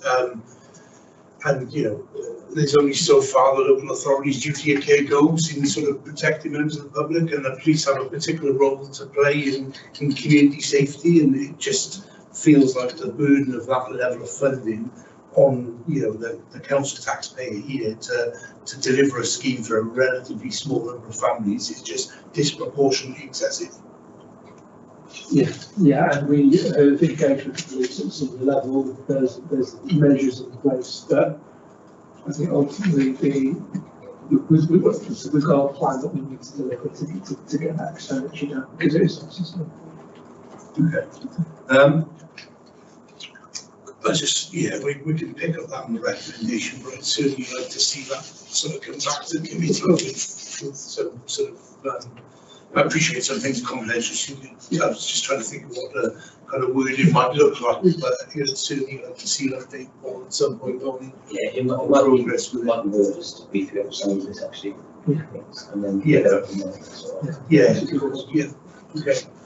I mean, the remainder of the overspend rather, you know, is better than previous years, isn't it? So that's probably been a big pressure which is unforeseen. And then if you think of where you were, I think this time last year you were 3.3 million overspent from memory thereabouts. So, you know, actually out with the sort of particular challenges of Ellenridge, actually it appears like we have got a lot of a closer handle on kind of what the pressures are around the sort of housing and homelessness stuff. There's a lot better, but it's still very challenging, isn't it? Of course, and I think it's sort of like kind of down an escalator at some regards, is that there's been huge progress made, but the numbers keep funding. Yeah, of course. In terms of the sort of homelessness kind of teams and the feedback that I get from this. And when I first started off as a councillor, I think I said this to you before, the majority of people who I would speak to who are in this situation would say how badly they were treated by people in the homelessness teams, right? Before your time. And go back a few years when I first got elected. And I don't get that anymore. I think I've shared this with you before, and I think that's great. So, because you had a target probably last about 18 months ago to turn the team into a trauma-informed team that were delivering, you know, trauma-informed services and understanding people's dilemmas. And I think that you've achieved that. The feedback I hear from people is that you've achieved that, and it's much better for people to approach the system and not feel judged or, you know, pushed away and everything else, and they're much more welcomed in the service. So my own sort of feedback is that is a massive transformation into the service delivery. So I wanted to get that on record as a positive version. I think that's really, really good. This is positive. Check-ins are below the sort of council target of 60%. They have improved slightly. They sort of went up and then came down a bit, and they haven't sort of reached September 24 levels. And I'll repeat what I said, because I'm not sure if you were in the room when I said it to the last one, but the committee did task the sort of people team to actually stretch the target and push it on beyond the 70%. Given that, you know, the majority of your teams are people you'd expect to see in front of you during the day in the offices and stuff, push you and try and task you to sort of get the teams to sort of be checking in with their staff more regularly and looking after staff. Yeah, absolutely. This is an area that we discussed regularly. I think there's some assurance. I think particularly in terms of the frontline services. You know, what I observe on a daily basis is the team leaders are within and alongside their staff, supporting them as you'd expect. If you think about the housing service, for example, there's always a team leader down on reception. But one of the things we're working with the team leaders to shift and change is that documenting that and that really kind of regular casework supervision. So my expectation, but my expectation is that things like that will drive it up, and I'll continue tasking it, having a real focus on that, because it has to be but it's not recorded, it's not happened in the Yeah, and it is, and I think there's always that risk you kind of don't record it. I know that the systems that we're told from the sort of HR departments and systems have improved to sort of record it and stuff like that.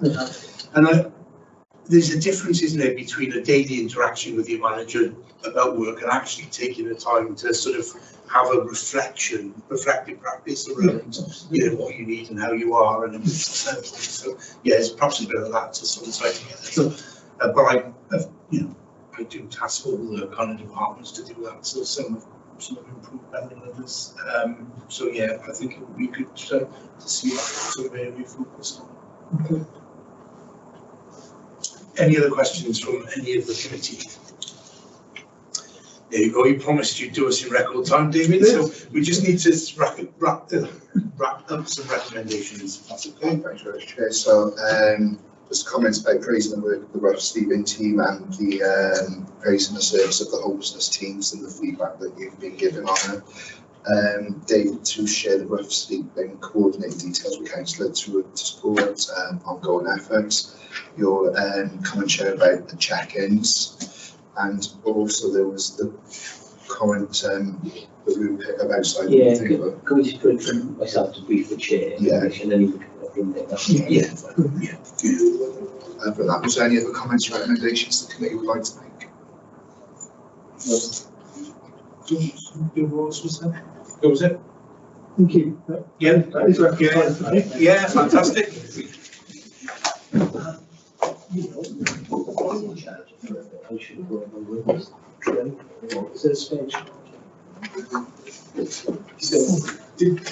Does anybody need a sort of couple of minutes break while the others join us, or are you happy to go on? Yeah, fine. Feel free to sort of make yourselves comfortable and get set in for when everyone comes back.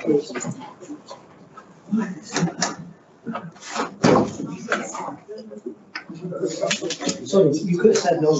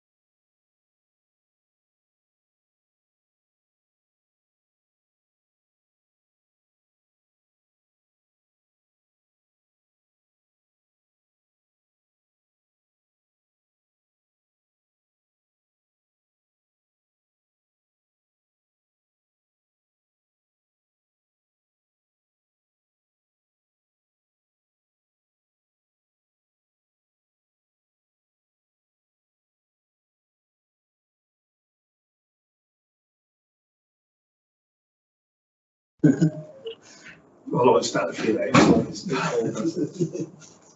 Okay, thanks everyone. Okay, food service area review on the agenda, regeneration and economic development mid-year report 2025-26. I'll pass over to you, Paul, and then feel free to sort of pitch in everybody else as well. Yeah, I've just a very quick overview just to try and put us back on track. Yeah, again, unfortunately, Tracy's recovering from hospital stay. So we've got all the service managers here. Some positives, lots of positives in this space, in this update report. Loads of great stuff on events. As people aware, we've got this rollover year for SBF. So lots of great projects on that, but then the challenges of getting everything in a year again, which is a pain. There's lots of talk in the report about some of the investment, both from an infrastructure point of view, but also from a planning. So some big planning projects, KLA investment, Microsoft investment, and we've seen a few big ones go through. But I suppose really big for the report is the investment zone. That's been working its way through what seems like endless gateways, and we can updates on that if we need to.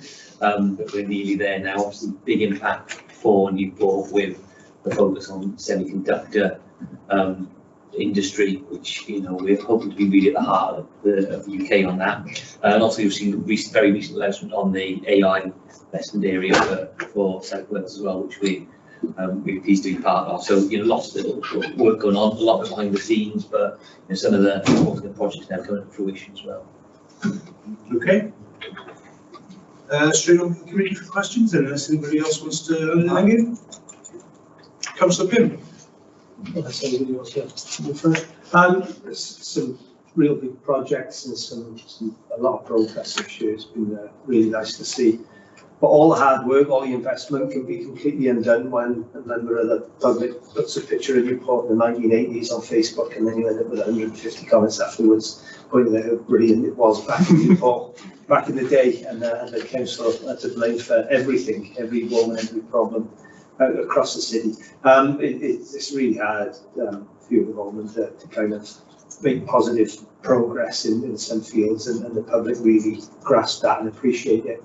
And I know the comms team have been working really hard to put a positive message out there. So I just want to say thank you for all your efforts over the past year. There's a lot going on in Newport at the moment, not just one individual project, but lots going on simultaneously. And I think when they all come together, I think it'll look really good. But we just need to get these projects finished. The transport bridge is going on a lot longer than I think everybody expected, and then the area in and around that is, again, you can't do much with the visitor centre until the work above has been done. So it's moving these projects forward. The one area I did want to raise, and it's great that it's not progressed that far, because it means we can have a Wonderland there again at the moment. But the college is a real frustration at the moment, because that area was levelled, and part of before we could commence the work on the new leisure centre, the old leisure centre had to be cleared. And when you look at the expected completion date, maybe in 2030, but it's the 29th of December 2029. It's a real frustration that us as a city have been held back by decisions at regional level in the Welsh Assembly. That's when I asked this question last. The reason why that funding was delayed from the new leisure centre, and we couldn't start that build area, was until the old area was cleared. And going forward, as a local authority, is there any way we can kick back at this and stop this from happening? Because it's unfair on us, I think, as a city, that parts of our city centre, there's big delays in how these kind of plans progress, when it just seems to be these gap rules in place. I think the problem with all that is it's just a really complicated packaging of funding, isn't it, across the board? And it's not just the leisure funding, it's also college exempt, which is through the MIN. I'm not education based, so I don't really understand that. Even that's quite a long process. So you've got the year before you put the program, you need to acquire the land, so yeah, these things are quite sequential, aren't they? I mean, those are the frustrations of any development, isn't it? But you do nothing if you. I think in terms of the specifically though, I mean the roof was unsafe, so loads of that has to be called off anyway. So kind of those things kind of align. We're never going to get perfect, but it'd be really good to see the college development go. We get this extra year into Wonderland. Does the underlying consent risk expiring, Andrew? So they sought to renew it. Right. I think that was last Christmas for the timescale for the submission of reserve matter. So I think they have longer to submit the reserve matter. So I don't think we're anywhere near close to that at the present time. Okay, Councillor Clark. Yeah, I just I think it's been covered the back end, but I think the first thing, if anyone if I put a photo of myself up in the 1990s, I probably look a lot better than I do now. So sort of I understand where you're coming from on that. But that's an action. But I think the point sort of you made and sort of is there is a lot going on. There is a lot going on. And I think it's really appreciated that you recognise that, Councillor Pym. And I think sort of it is also recognised in the last full council by the opposition parties as well. And I think that's really great for me because I think sort of it is tough. There's probably a lot more going on than most know. What you see is what we can talk about at the moment. What is clear now is the vision we've got and sort of the progress we're making and sort of how we see it is it's I may have mentioned this in full council, but it's a jigsaw, and one piece is fine, but if you put all these pieces together, it will come together.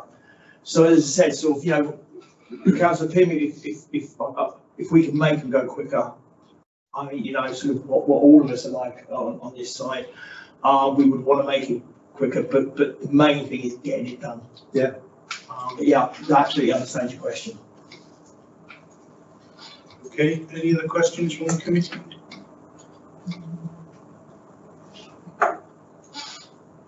I've just got a couple. Thanks. The first thing is around the Newport Live contract. That's due for review, I think, by 31st of March, and is being reviewed. And there was a funding formula of which we were applying sort of reductions on the funding. It's still planned that we will reduce the levels of funding. I know that we've reduced it because of the leisure centre as well, but then we were going to increase the funding for the new building.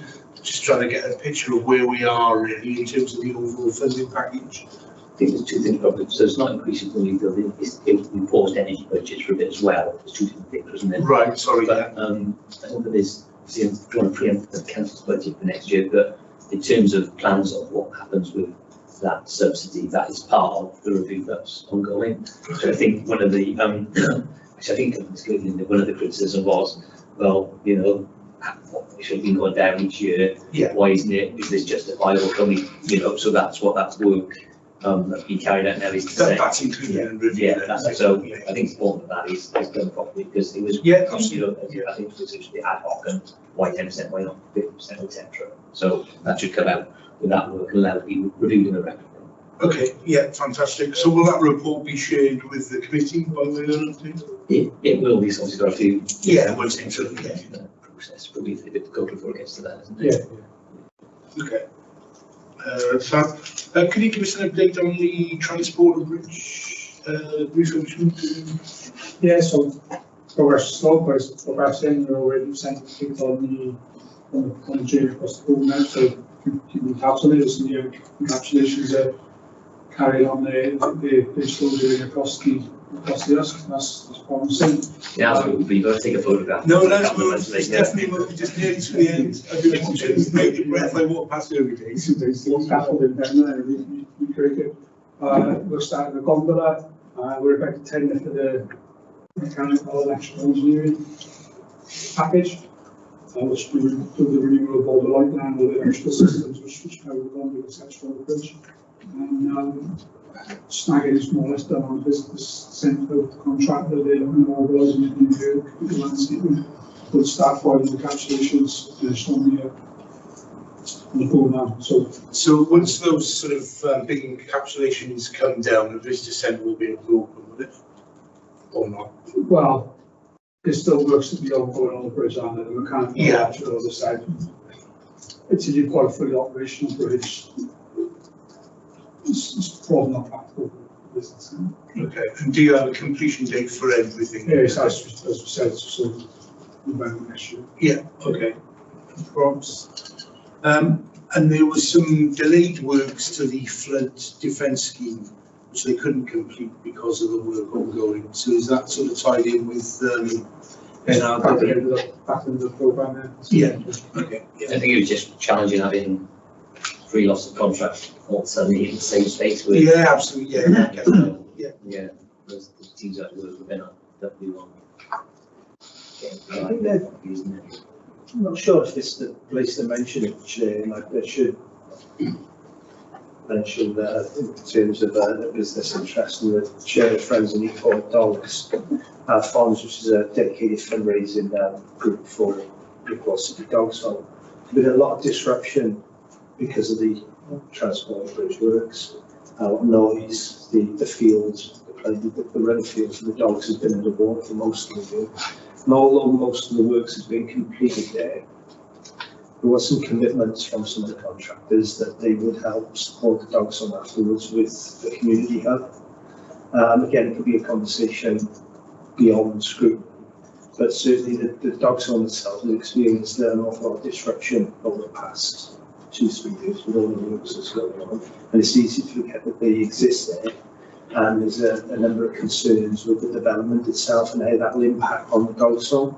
So I'm not sure who the best person to speak to about it is, but it's kind of not forgetting their needs and what they've experienced and also what comes afterwards, because we could have Transport Bridge Centre, visitor centre on one side, we've got the new path that goes along with all that, and then sandwiched between all that is the old dog's home that has not seen any investment for a long time.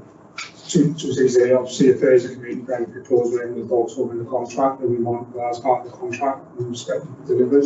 So we want the community benefits we've done from stage to stage to done contract has done works to the garden, etc. was beyond the contract, so that is delivered for us. This sequencing a lot of time. Well, obviously we'll have obviously separate conversation around the future operational area, if you like. Yeah, but I'm happy to sort of engage with dogs for giving myself the teams to pick that up. And we also have similar operations that area ourselves with the workshop.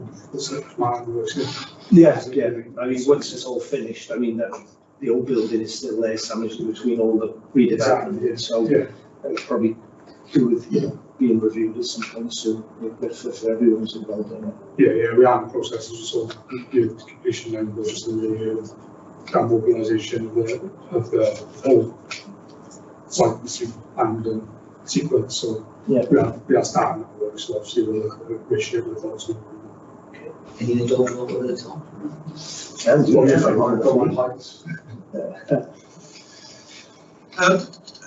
Can I ask for an update on the RLDP? I'm sort of hearing that the last government have kicked that back in terms of sort of the plan.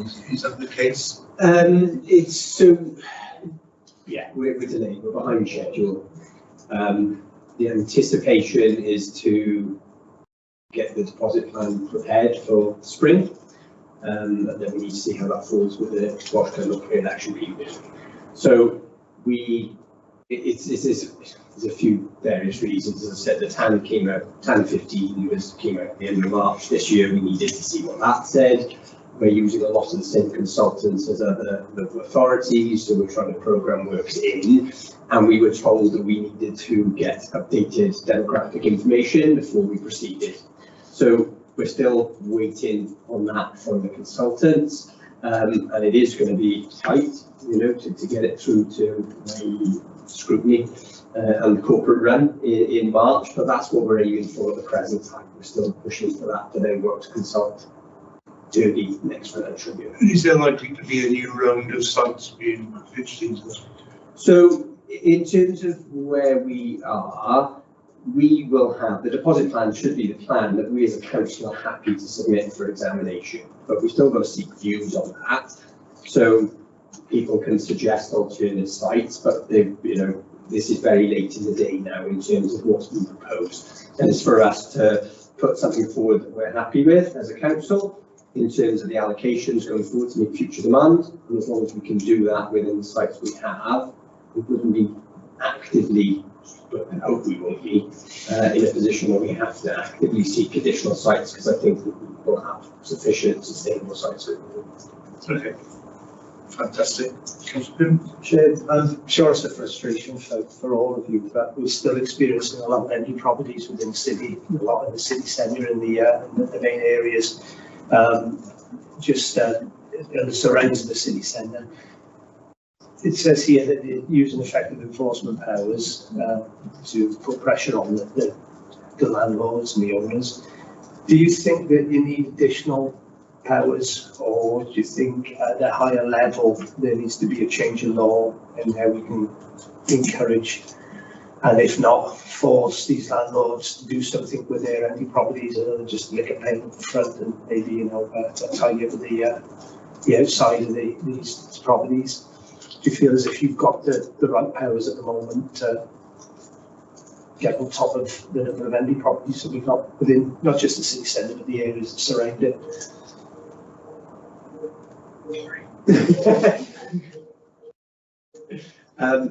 If I start and then I'll hand over to Max, I think we have some ideas about additional powers. So in terms of the approach we take now, we do have a multidisciplinary approach. We've got bringing different departments to see what enforcement powers we have.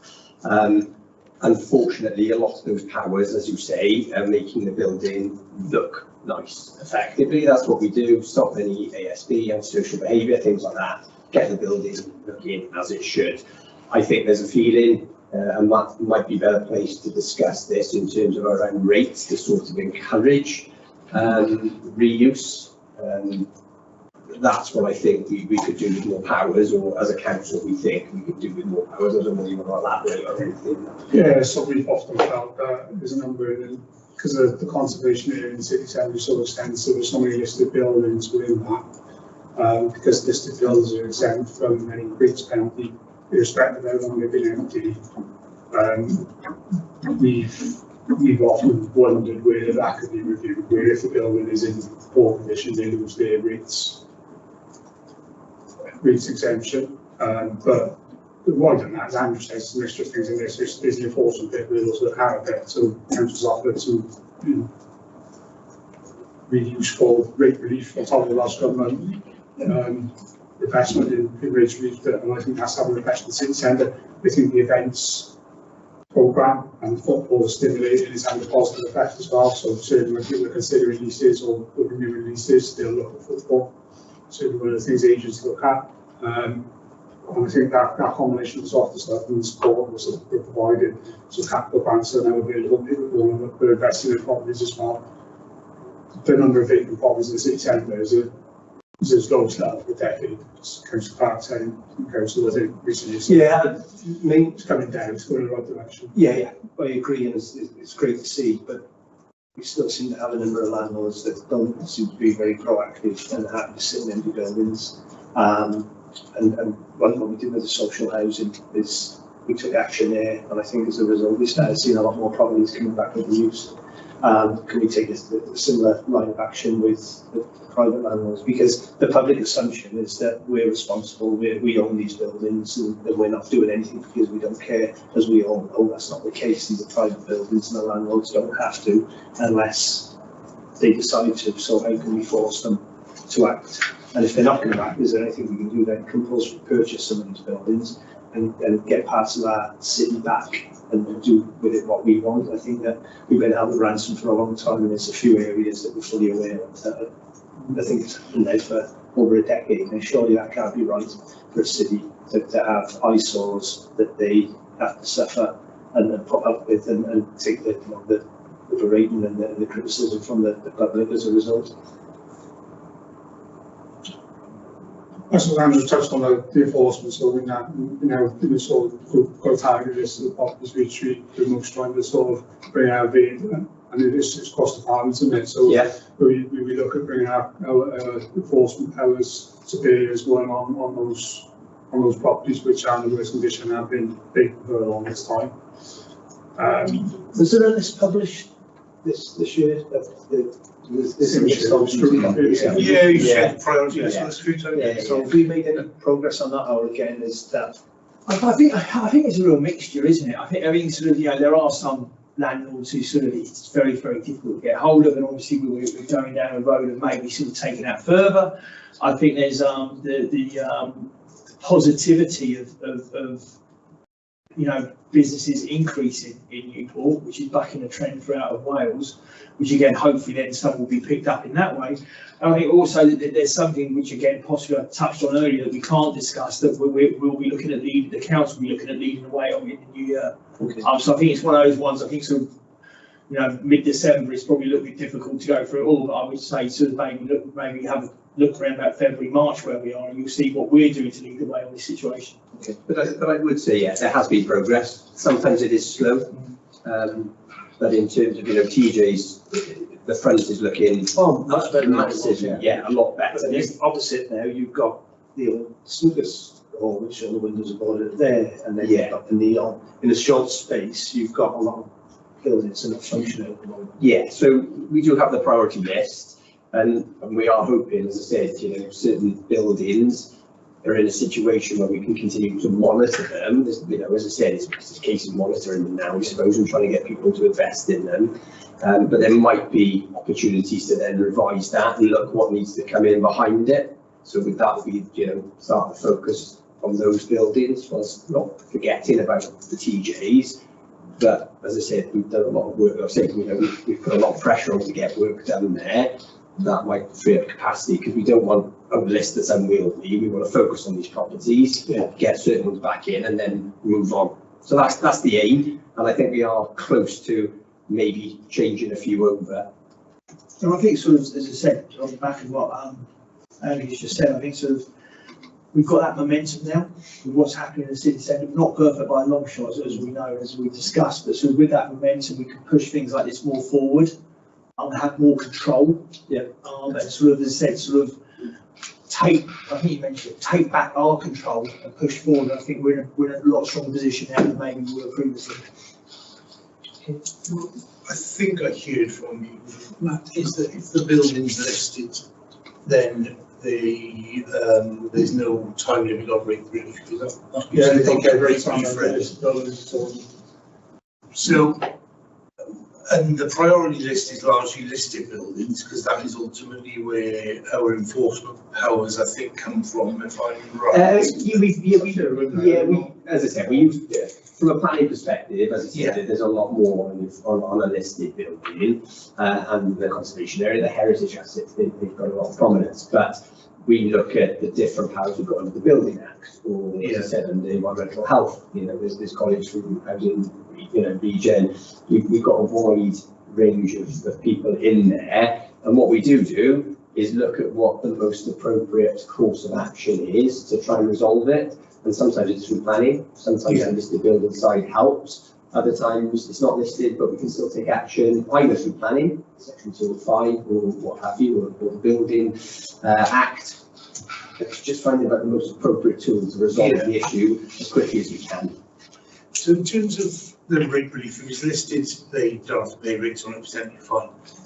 Perhaps we could look at our additional rate relief policy, because we offer additional rates relief to town centre properties that we over and above what Welsh Government. NCC? Yes. Yeah.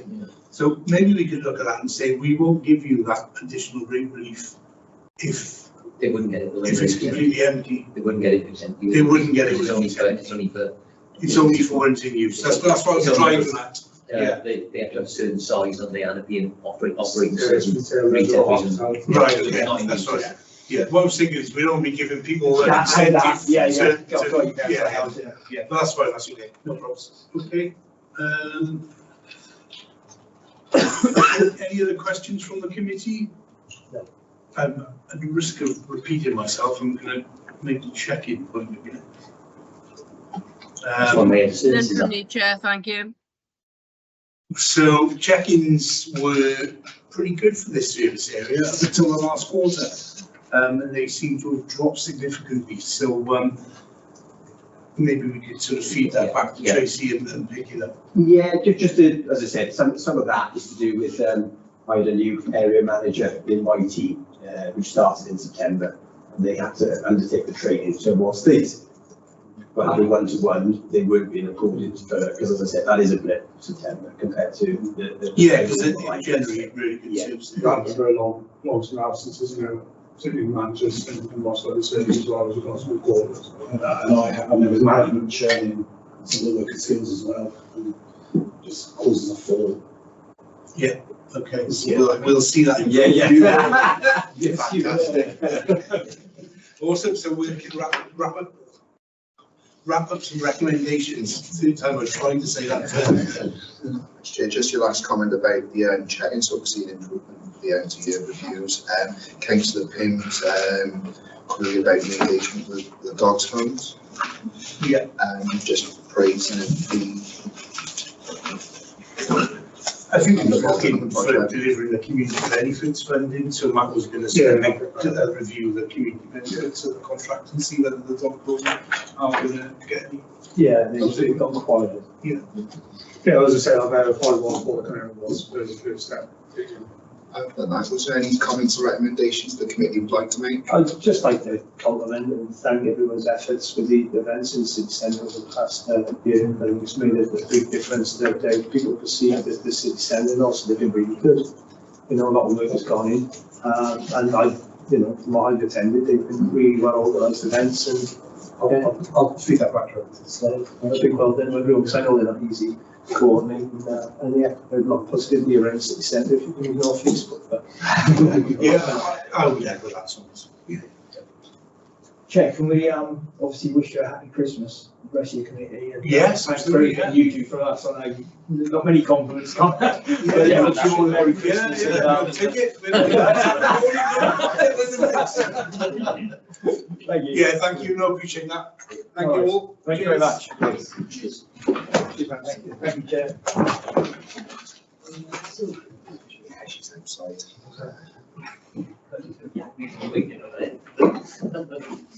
Should just get out with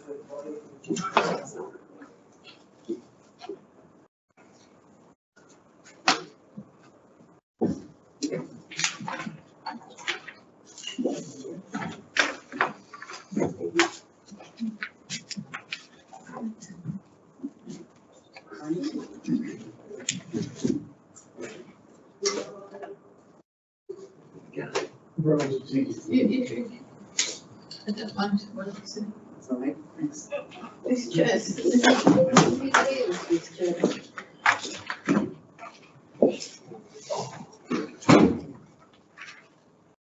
Okay. On to the final service area of the day. We'll make sure you're first in the queue next time. She has mentioned it to me.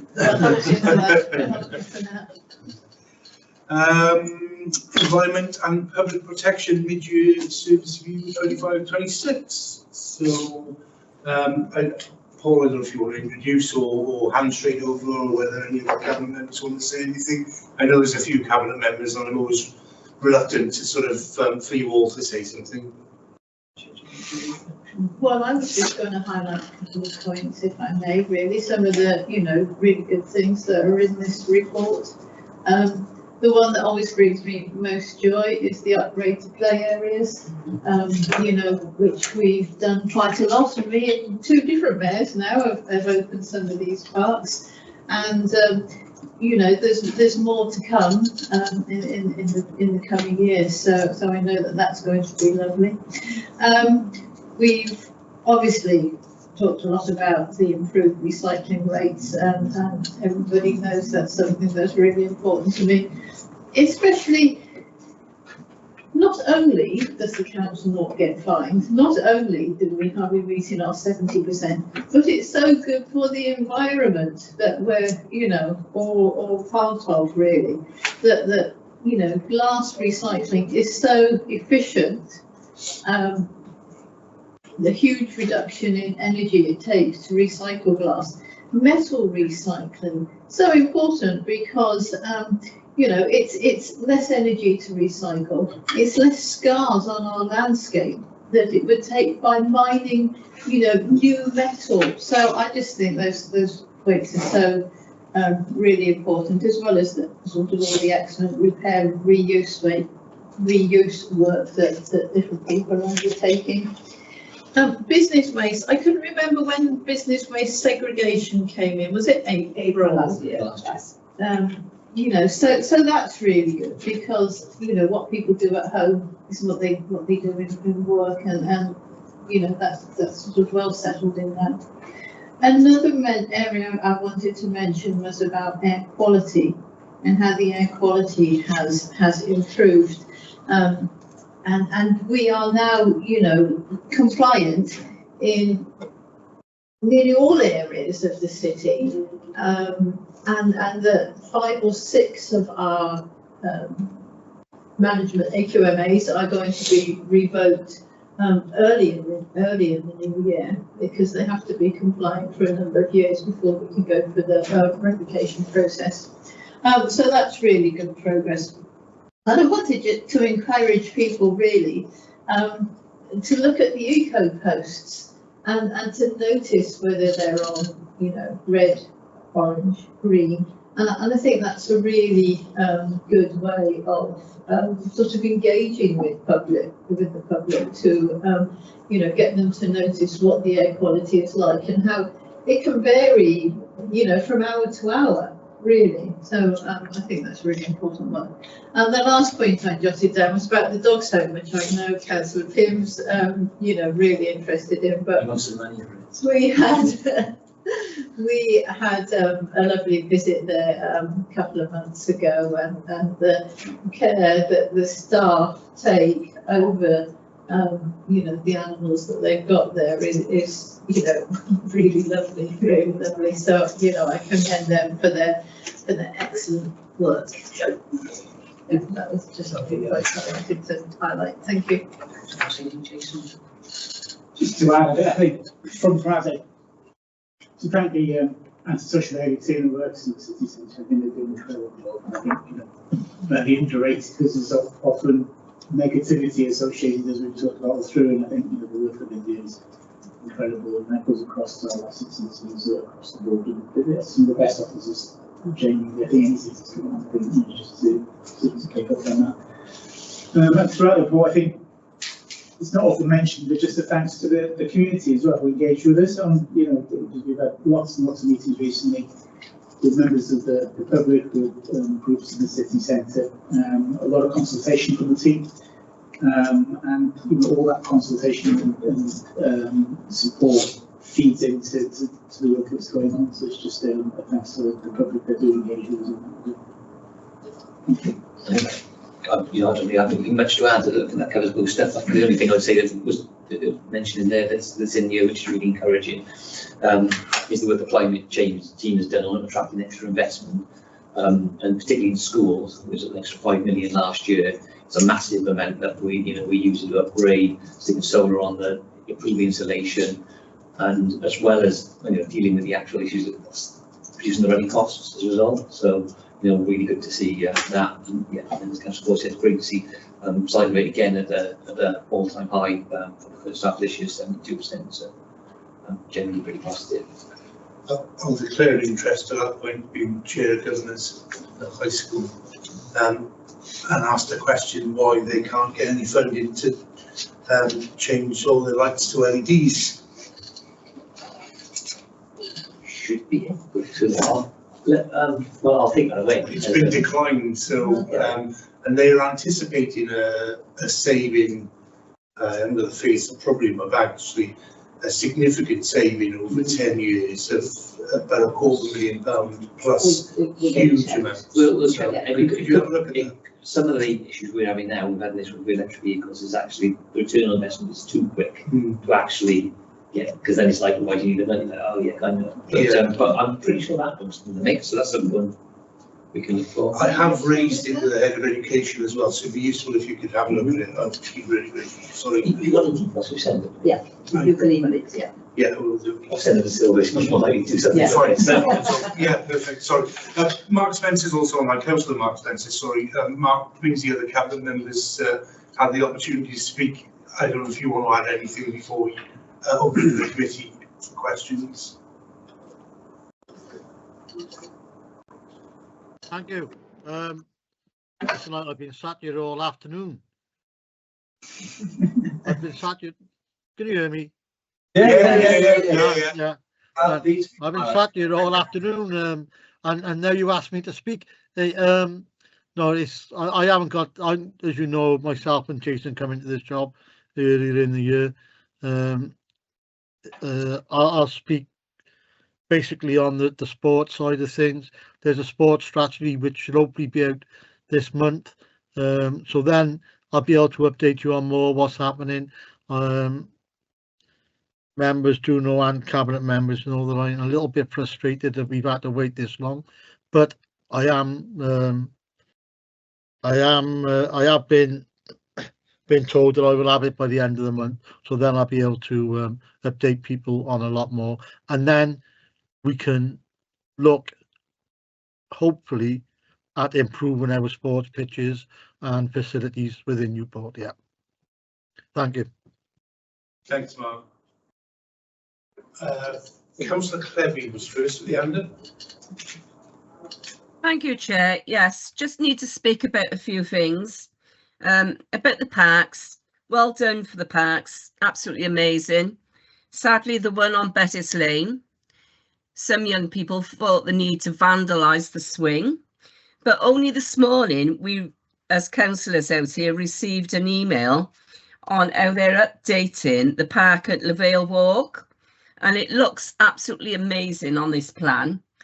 But is there any chance we could have a CCTV camera put there, because we do experience a lot of fly tipping in that area, because it's right next to the brook, and we've got lots of flats in Y Crescent just across the bridge, and people tend to come down and either chuck it in the brook or alongside the park, which is absolutely disgusting. I know local litter picks do pick some up, but it's absolutely amazing. Well done. And the other thing I wanted to speak about was the pop-up recycling, which we had one at the weekend. That was really excellent, and it would be amazing if we could have some more dates like that put in for the pop-up recycling, because I'm sure a lot of people benefited by that. Okay, thank you. Thank you. So regarding the camera, I cannot promise anything, but we can look into it, because it really depends on the layout and the feasibility of installing a camera. If there's somewhere we can put it, if there's a good angle, if we can connect it, not what the options are. So I don't know at this stage, but that's something that we could at least look at. I don't even know if maybe the parks team have considered something already, but I'll discuss it with them. Regarding the pop-up centre, glad to hear positive feedback. We are trialling these at the moment. So this is the second one we've had. The first one was in Mendy last month. So we're planning to have a few of those over the next coming months, going to different areas where we think residents especially would benefit, and then we'll have to assess, the outcome, the experience, and long-term feasibility. If that's something we can extend. Yeah, I think it's still a bit of a learning curve at the moment. So you said there's been a couple of them there. So the team's gone pretty well. But yes, what more learning? Certainly the aspirations to do more of that across the places in the city next year. We've got a bit of a challenge finding the right size locations, haven't we? And so, but hopefully with a bit of now doing it a few times, we'll know we would actually can be trimmed this down a bit. So opens up a few more locations for us. Lovely, thank you for that. The good thing about it is that there's a sort of wider range of things that can be recycled than on the doorstep, such as I think there's metals and wood and batteries. It's also learning, because different areas may have different needs. Apparently, I was told that there were loads and loads and loads of books brought to the Bettis one. There may be other areas that someone check the library. Yeah, bring something different. So that's interesting, isn't it? So yeah, see how they go. And yeah, absolutely. Yeah, and obviously the idea around that is to support areas. More of them will actually be in the east side, for support areas who are further away from the CA site. So they, then got access to vehicles to offer those services around the place. Yeah. Councillor Pitt? Yeah. To do with the sports and pitch strategies, a few I've been involved in grassroots sports for 30 years and still trying my best. Some Sundays that perform on a football pitch but often fail. But I think what a lot of clubs are finding frustrating at the moment is that they've not got an awful lot of authority around their pitches as to when they can be called, deemed on and off throughout the autumn and winter. Pitches are getting called off on Friday, and come Sunday the weather's changed quite dramatically. A lot of these pitches are playable. It was just whether or not as part of this strategy that some of the kind of power and responsibility can be placed with the clubs and not governed completely by the council, who can sometimes make knee-jerk decisions in advance of weather forecasts or don't always materialise. And then on the back of this, the strategy, which I'm looking forward to read myself and get a chance to notice, the consultation was carried out in July and August. I'm not sure if that was done on purpose, but that's probably the quietest time of year for grassroots football and rugby teams, because that's their close season. So not a lot goes on really, apart from, you know, junior five-a-side competitions. Is probably the quietest year. Getting feedback from clubs. I know there's been quite a lot of one-on-one events, but I'm wondering what the feedback was and how positive they were with their success. We had quite a lot of participation. We couldn't start earlier because we were preparing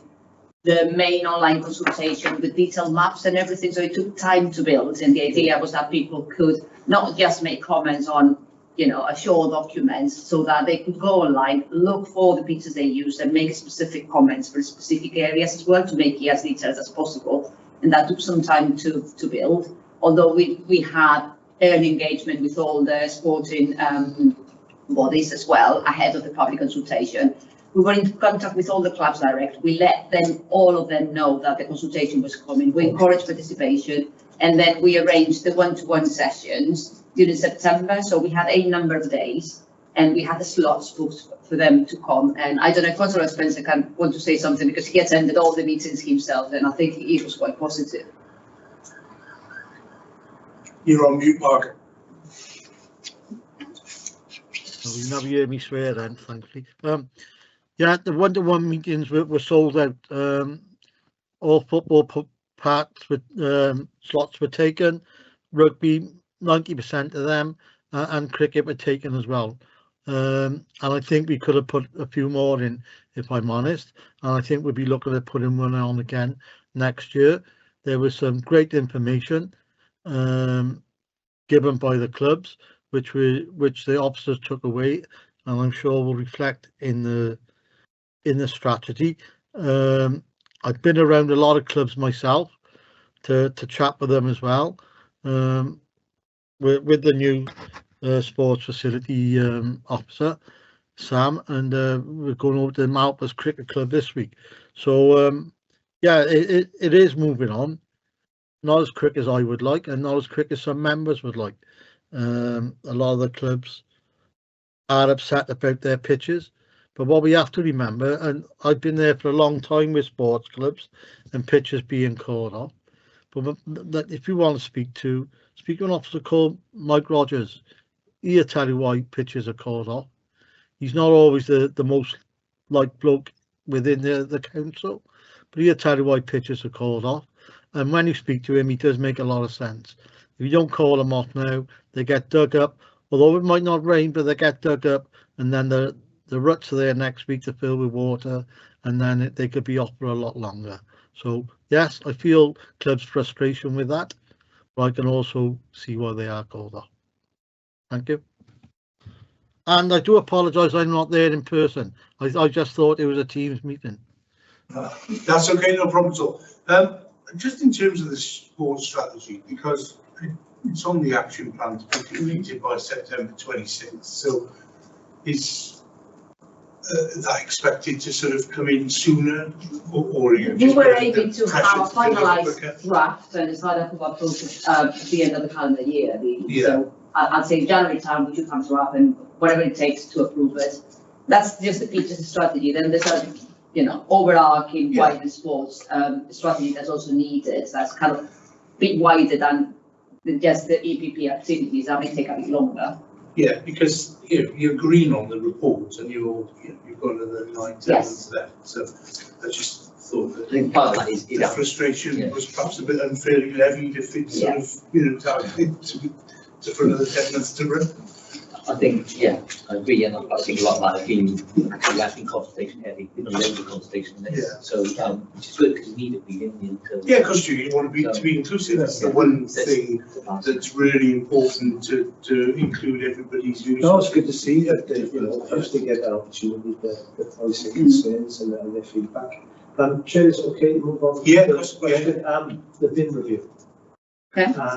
just wondering when it's going to be completed, because where the requests have gone in for either replacement bins or new bins, the hold up has been bin, I think, on the bin review being completed. So we got an update on it, please. I'm not sure about when it will be completed, kind of citywide. I can come back to you on that.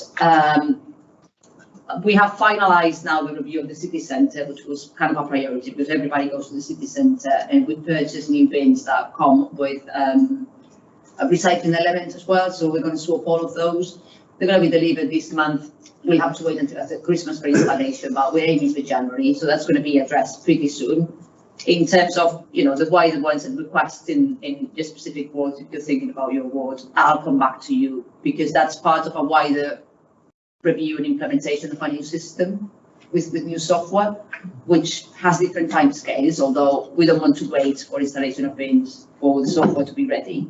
So we're digitally mapping all the locations because part of it is to make, as we've got a growing city, you've famed people and we're trying to be more efficient, and you think make any of the bin more efficient, but you can in terms of routing and knowing that. So we're trying to digitally map everything so we know exactly where they go and they're in the best place. Yeah, it's trying to start with streaming.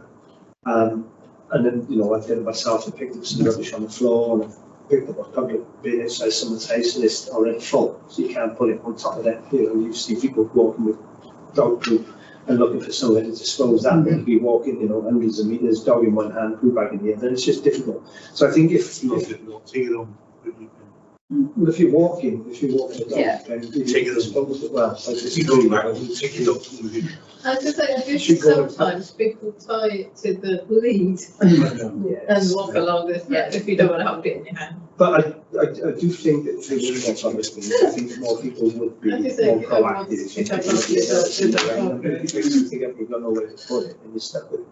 And so I think, you know, you can work with residents in improving the cleanliness of their areas, not relying completely on the council to pick all the litter up if you provide the public bins in the first place, and to make sure not just that they provide it, they're empty on a regular basis. So I think probably this year more than any other year, I'd report overflowing public bins more. So whether that's a break in communication or there's been a reduction in the service of that area, I'm not sure.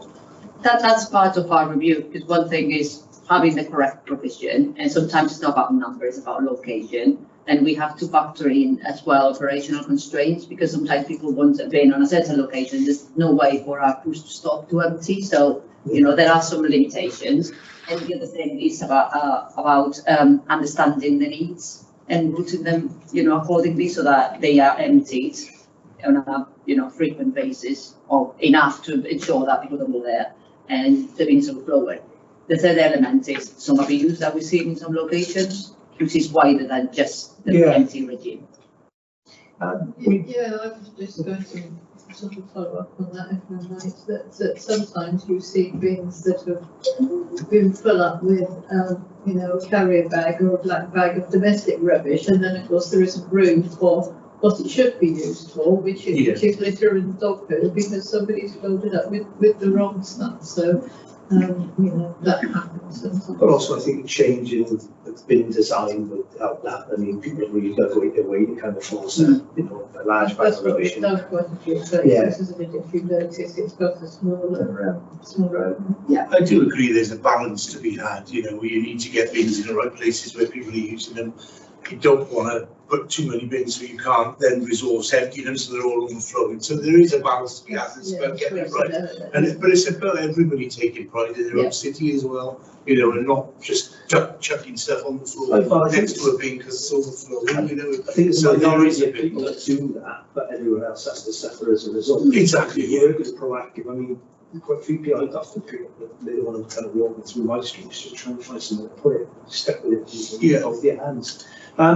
The other thing that's been raised before, but I'm not sure it's been actually or even looked into, is the possibility of reducing the booking system at the tip from Monday to Thursday when it's perceived to be a quiet time, so people can turn up instead of having to book prior to go in there. That's been mentioned previously.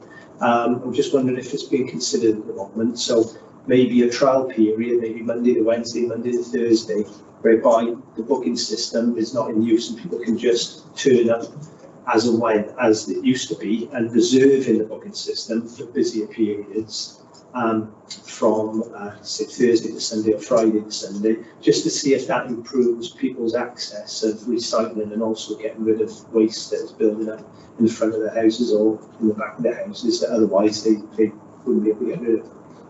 To be honest, I'm not sure if that would help, because accessibility, especially on quiet days, is really good. And at the moment, you can book on the same day. I mean, you go there, cut-off time is quite late within the day. I mean, if the slots are available, you will see them. So if suddenly it's a Tuesday and you want to just go to the next hour, you can check if there will be bookings available, and then you can turn up.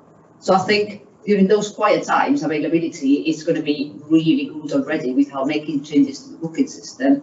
And that gives us some reassurance about, you know, the access for residents, that they are allowed to come use the site. It prevents abuse on certain instances when people, you know, can try and get away with coming. And I'm thinking about, you know, traders and the like that are not allowed to use it. Enables us to get all the data about visitors. If we don't have a booking system, we lose that part of the week, which wouldn't really help us. And also, we would lose sight of, you know, frequent users, which is something we're looking at in terms of, you know, someone is coming every day. Is it because they're not recycling appropriately, etc.? But I suppose as a priority, what do we want as a local authority? We want cleaner streets, we want happier residents. It's trying to get that balance between hitting recycling rates and also people's kind of positive feedback to the way the city looks. And at the moment, one of the main criticisms, and you would have seen yourself, Sylvia, the residents meeting, one of the main criticisms and complaints that you see in my ward, and I know it's the same with lots of other wards, is what you see, the visible outlook of certain parts of the city, the amount of rubbish and waste in the streets. And again, I know that's tied in with recycling and coordinated litter pickups, but I do think that people's ability to get rid of waste, I mean, I've been with it myself. I've had to open a black bag and I've been told to take a small piece of cardboard all the way down the far end and deposit it. And again, it's a frustrating and negative experience. You know, I've driven all the way there, it's raining, but I open a bag, somebody's got to look through it when they cut to get individual items to go and match around. You know, it's working with residents, so we're all pulling in the same direction. So there's a lot of positivity towards recycling as opposed to the negativity that's often associated with it, because it's the reason why all these other things are failing or not taking place. And you know, I partially agree with you, but I mean, we haven't seen direct correlation with the access to the site, and especially a litter problem. And as you were saying earlier, there is a minority of people who will abuse the system and don't dispose of the waste correctly. The impact is huge, but those people are often not that very engaged, are probably the less likely ones to come and use our facilities, having to, you know, drive and go to the site, etc. I think we need to ensure that our services are good. We need to have a separate program to try and improve on those litter issues, and have engagement support for those who need it, and then deploying and use our enforcement powers for those who don't really want to be engaged. Yeah. And at the same time, I think we need to offer a good quality service at the CA side. I have to say, in terms of a user performance for the people who come, it's significantly improved over time. And despite the complaints about the booking system and some reluctance of some people to use it, especially elderly people who may not like, you know, the IT process, those people who use it regularly are quite happy. It's a much shorter time spent on site. We had a bit of a revamp over the next few months. We've changed all our staff. We've provided additional training. In general, feedback has been really positive, with staff being really, really supportive. And if there are issues, we want to know. So I would recommend reporting anything that has been seen as a negative in terms of experience on site. The bag sorting is needed because we accept our waste, but we're asking residents to segregate their waste. We will ask the same if you come to the CA site. It's not a kind of option to discard of your waste if you don't want to recycle. You're asked to, you know, sort it. And I mean, you were mentioning just a tiny piece of cardboard. It's great that, you know, you brought your waste and you are recycling correctly. There was nothing to be found, but it's not the case for all residents. So I think it's part of our engagement and education activity, really. Just two things. One is, in terms of that wide availability, the pop-up sites are, you know, hopefully that will be expanded next year, and those will go directly into the community areas. It's been a slow little trial. And you don't have to book. And don't have to book. Yeah. So those are the things, but it's easy to handle in the little community areas. Yeah, in terms of booking, I think it broadly is working well now. You know, most of the evidence points the other way is that actually is if you get people to engage and follow a load of rules, then they're much more likely to deal with their waste in a tidy mannered way. The correlation seems to be actually those people just don't care, and then they won't engage at all. And actually the route to doing that, our enforcement powers are all around, well, that's right. If you want to do more with people, you get them actually to deal with their waste properly. So those are powers that we do have. We do need to do more on that, I think, because it is a small minority, but it is frustrating then that they bring down the rest of the area. But that's actually our route to bring it up as well. Yeah, I think it's more geared at working families really, and I tough with a lot of kind of people I know, you know, both parents are working on the hours. They're working usually, you know, Monday to Friday, and then on the weekend they've got to put the slot and all the tip to do you know, get rid of rubbish that piles up, or they've got to pay somebody to do it. I got working family, and even I need a book. I'd gone down to visit Sylvia in her office. I said, "Oh, you got a book?" So it's just that flexibility sometimes, just to help people who are trying to be positive and trying to be proactive, as opposed to, you know, limiting the obstacles that are there. And even when you do get any at all match around. We do try and, you know, we're very flexible with times. If you have an appointment, it's not like you need to be on time, you're early, late, it doesn't really matter. You know, it's a matter of controlling access and collecting data about the visit as well. I think for me, there are a couple of things. I mean, I differ from the other members of my group. They would much rather have free-for-all driving and out. I actually think the booking system works really well. I agree with you. You can get an appointment same day. I've got appointments on the weekend, same day. I've gone, turned up, and I think personally, my own personal experience works really well. I think the form, despite some of the improvements online, is still really clunky and could be significantly improved. I would think that, you know, once you've logged in once, you're able to just save all your data and you just click the time and be done with it. It's a lot. You've got to click through about 5 pages still. So I would want to see a bit more improvement, ideally in the form, just to make it as simple as you can. And then I take your point about the kind of segregation of, I've seen people get their bags checked. I don't tend to go pretty good with that, so I don't tend to do that. But I've seen people stood there emptying their bags and bringing them up. And then you've got to walk down the other end to do this and that. I think what would help is if you had some smaller boxes, so if they brought the bag up to the desk, rather than have to wander down there for this and down there, you had a few boxes where you could just segregate it there in front of you, and that would probably speed up the time that people going through as well. So those would be just my sort of feedbacks. That's something we can take on board. The problem we have with our current site is that the layout is less than ideal. Yeah. And we don't have a lot of space. That's a significant constraint, you know. If I could decide the site right now, if it was a new site, everything would be placed in different and much more convenient for everybody. It is a challenging site, sort of cramped in between the landfill site and then we've got the dual carriageway to shorten it a little bit more. Massively helpful. Okay. I was just going to say that, you know, usually when people get used to the booking system, there's also comments to say it's absolutely fine. I book and go, and it's actually the people who don't do it moan about it more than the people who do it. Because once you get, you know, once you've done it a few times, you know what pages you've got to click through. So I think to have that, you know, all those cues that we used to have down the bypass were totally unacceptable, and also it was a bit manic when you were in there. And now, you know, if you need to go, it's calm and it's orderly and safer, and the people that are there, you know, got time to help and people do it properly. And I think, you know, Don't pick up these misspirits. The other point about the repeat people, you see a number of people advertising sort of their services on Facebook for tip runs now, using cars, things like sort of Zafiras, which when you drop the back seats down like a van, you know, go in and charge people to collect waste and then just bring it in for free. and so there's probably that sort of repeat person that's going down every day, probably doing things like that, and they must be the ones Well, I think what you are benefit from looking at. I think what you are highlighting there, though, Chair, is people's desperation for employment and money. And so a lot of the people that are doing these waste disposal businesses, you know, it's a desperate line of work, you know, and so I think, again, if you're working with people, I don't think anyone should be punished from trying to provide a service and then trying to get by, you know, there is a cost of living crisis saying that people are scrambling for money. Now, it's not something I want to do, but you know, people are struggling at the moment, so if people earn £50 by taking the neighbour's rubbish to the tip, then, you know, then unfortunately that's what they need to do to get by at the moment.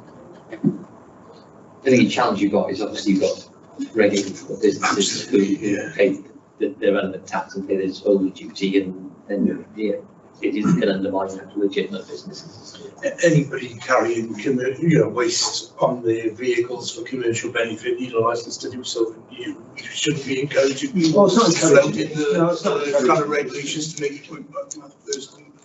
But we haven't got the data. We do need to look at obviously ridiculous numbers and what constraints are on that. We've avoided constraining to now, but we sort of want 100 visits or something. That is ridiculous, isn't it? Yeah. Any other questions for environment and public protection? There's just one more from me, then I'm conscious. It's just, sorry, Janet. Oh, can I speak? Okay, thank you, Chair. I just wanted to come back on the football, because only last week I was asked by a resident, what am I going to do about Kimberley Park that was completely flooded?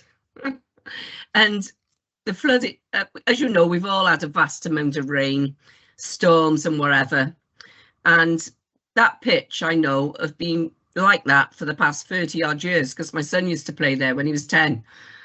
And I don't think there's anything we can do, because I know it had a lot of work done to it years ago. But how can we stop the weather? We can't. It's an act of God, as they say.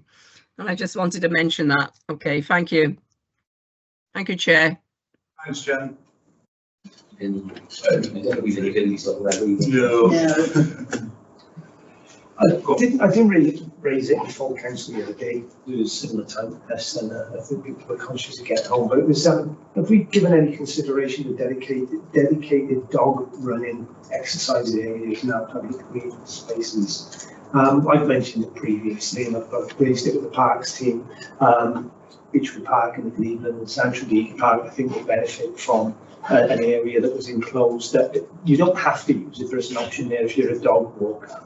If your dog is a little bit young, either antisocial or struggles with anxiety, dogs need to be exercised, and we've got nowhere in the city at the moment, apart from City Dogs Home, that's got a dedicated dog running area. And I think that it would be helpful if we consider trialing one sometime soon in one of our big parks, the Cleveland's or Tredegar Park, to see how it's received and whether it improves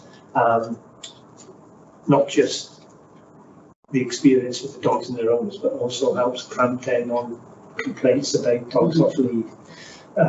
It's trying to get that balance between people being able to exercise their dogs in a safe place, and also that fear of the dog running off or causing nuisance. And I've had dogs all my life, and sometimes it can be a bit unpredictable, but I do know that if they had a good run around, they tend to be a lot calmer when they're both on the lead and when they're back at home.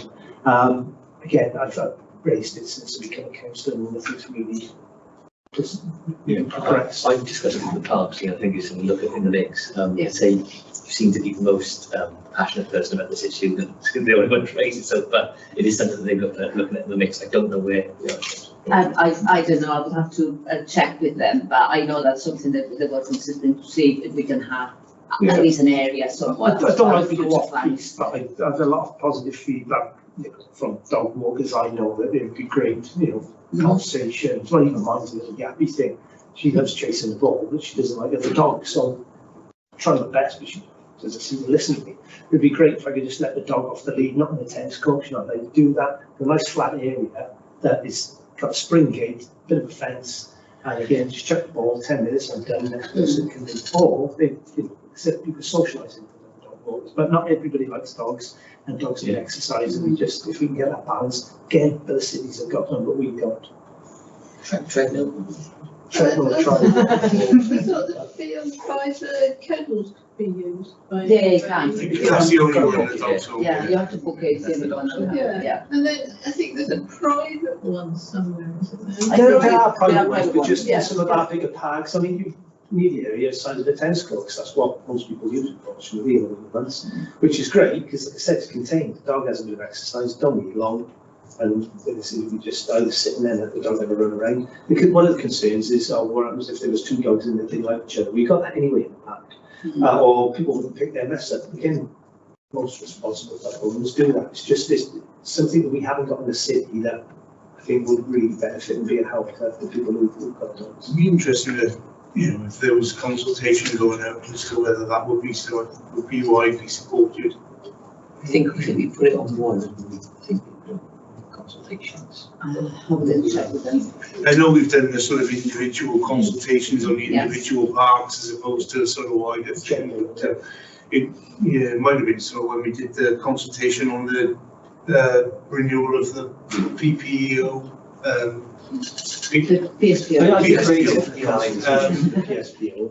Yeah, it could have been picked up as part of that. There may have been comments around that. Yeah. So. Okay. Yeah. Any other questions from anybody else? Lots of dog advocacy today. Somebody else.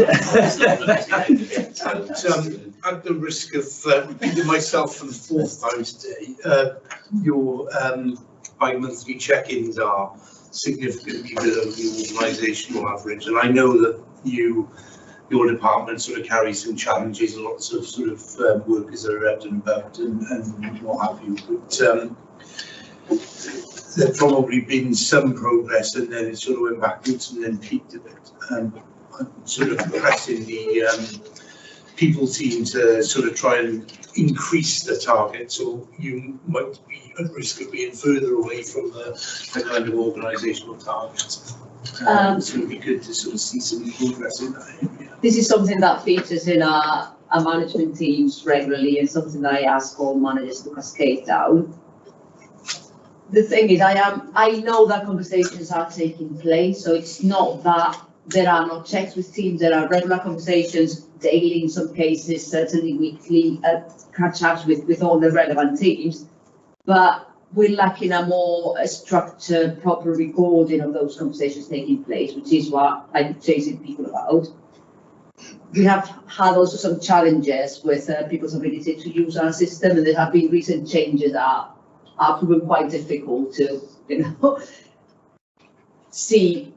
see the check-ins properly recorded in recent times. So that's something we're working on. But I say, only last week I had conversations with my managers again about the importance of improving the performance indicator. Yeah, these, again, repeat myself from the last conversation, David, there's a difference between sort of senior manager regular on a daily basis and sort of general work interaction and actually having that space and time, once every 2 months to sort of sit there and say, well, really, how are you and how are things and what support do you need? So, and I think that's just really important in terms of looking after those staff, which are our biggest assets.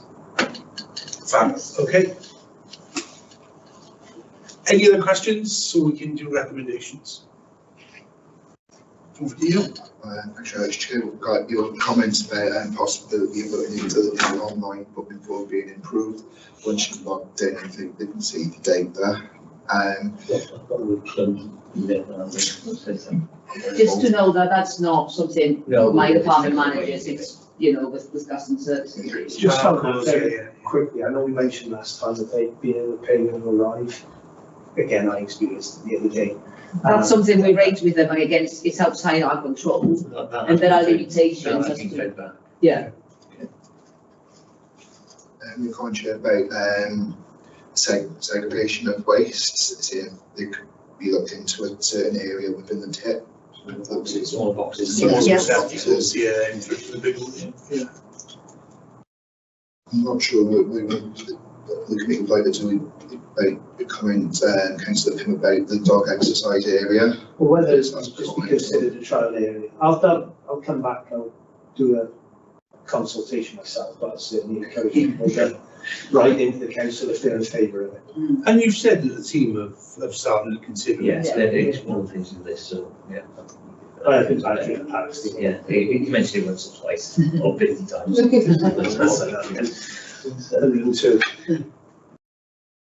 Very nice. Any other comments or recommendations the committee would like to make? I think that was it, wasn't it? I was going to send the details about the sort of LED lighting, but I don't think I need to go on the report. I'll just send it. We can follow that. The other issue is committee review. Yes. Yeah, not sure. Areas outside the city. Okay.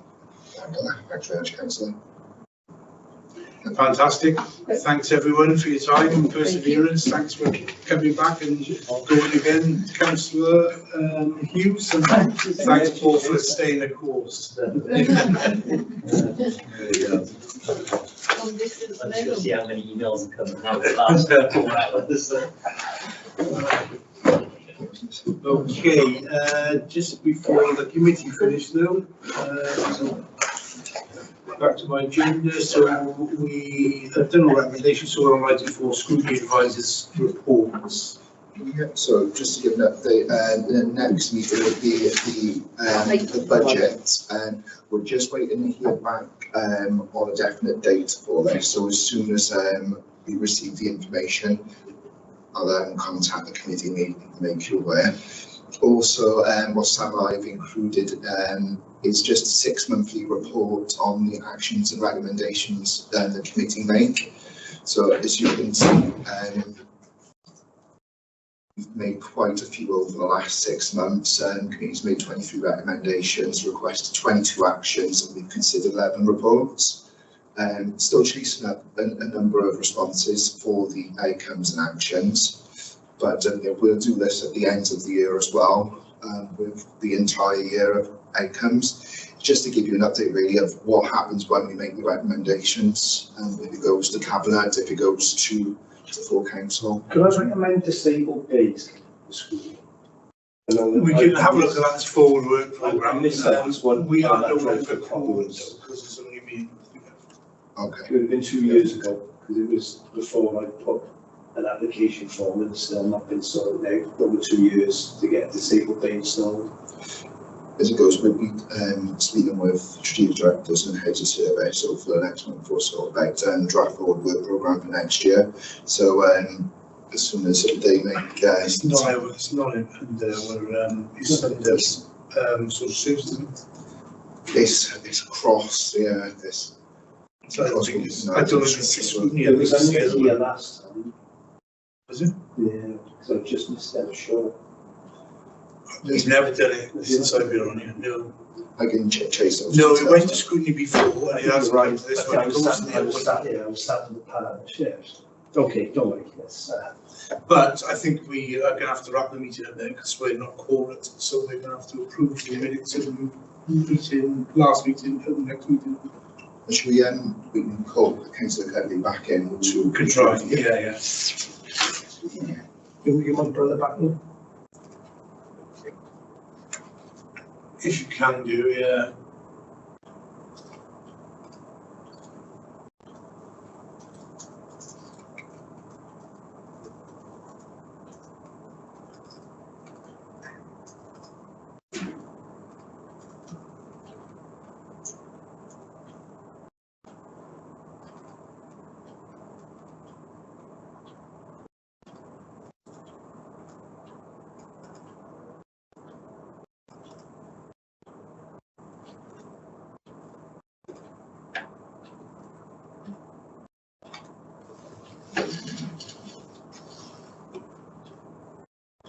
Rachel?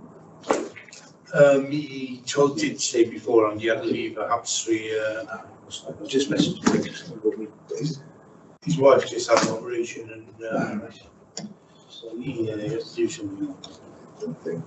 Thanks for coming back, so we might have to, We can adjourn for now, we'll approve those, just put them in a report for next time, to approve them all together. yeah. Is that all right? That's fine, so. Yeah. Yeah, perfect, thanks Neil. Thank you. Thank you very much.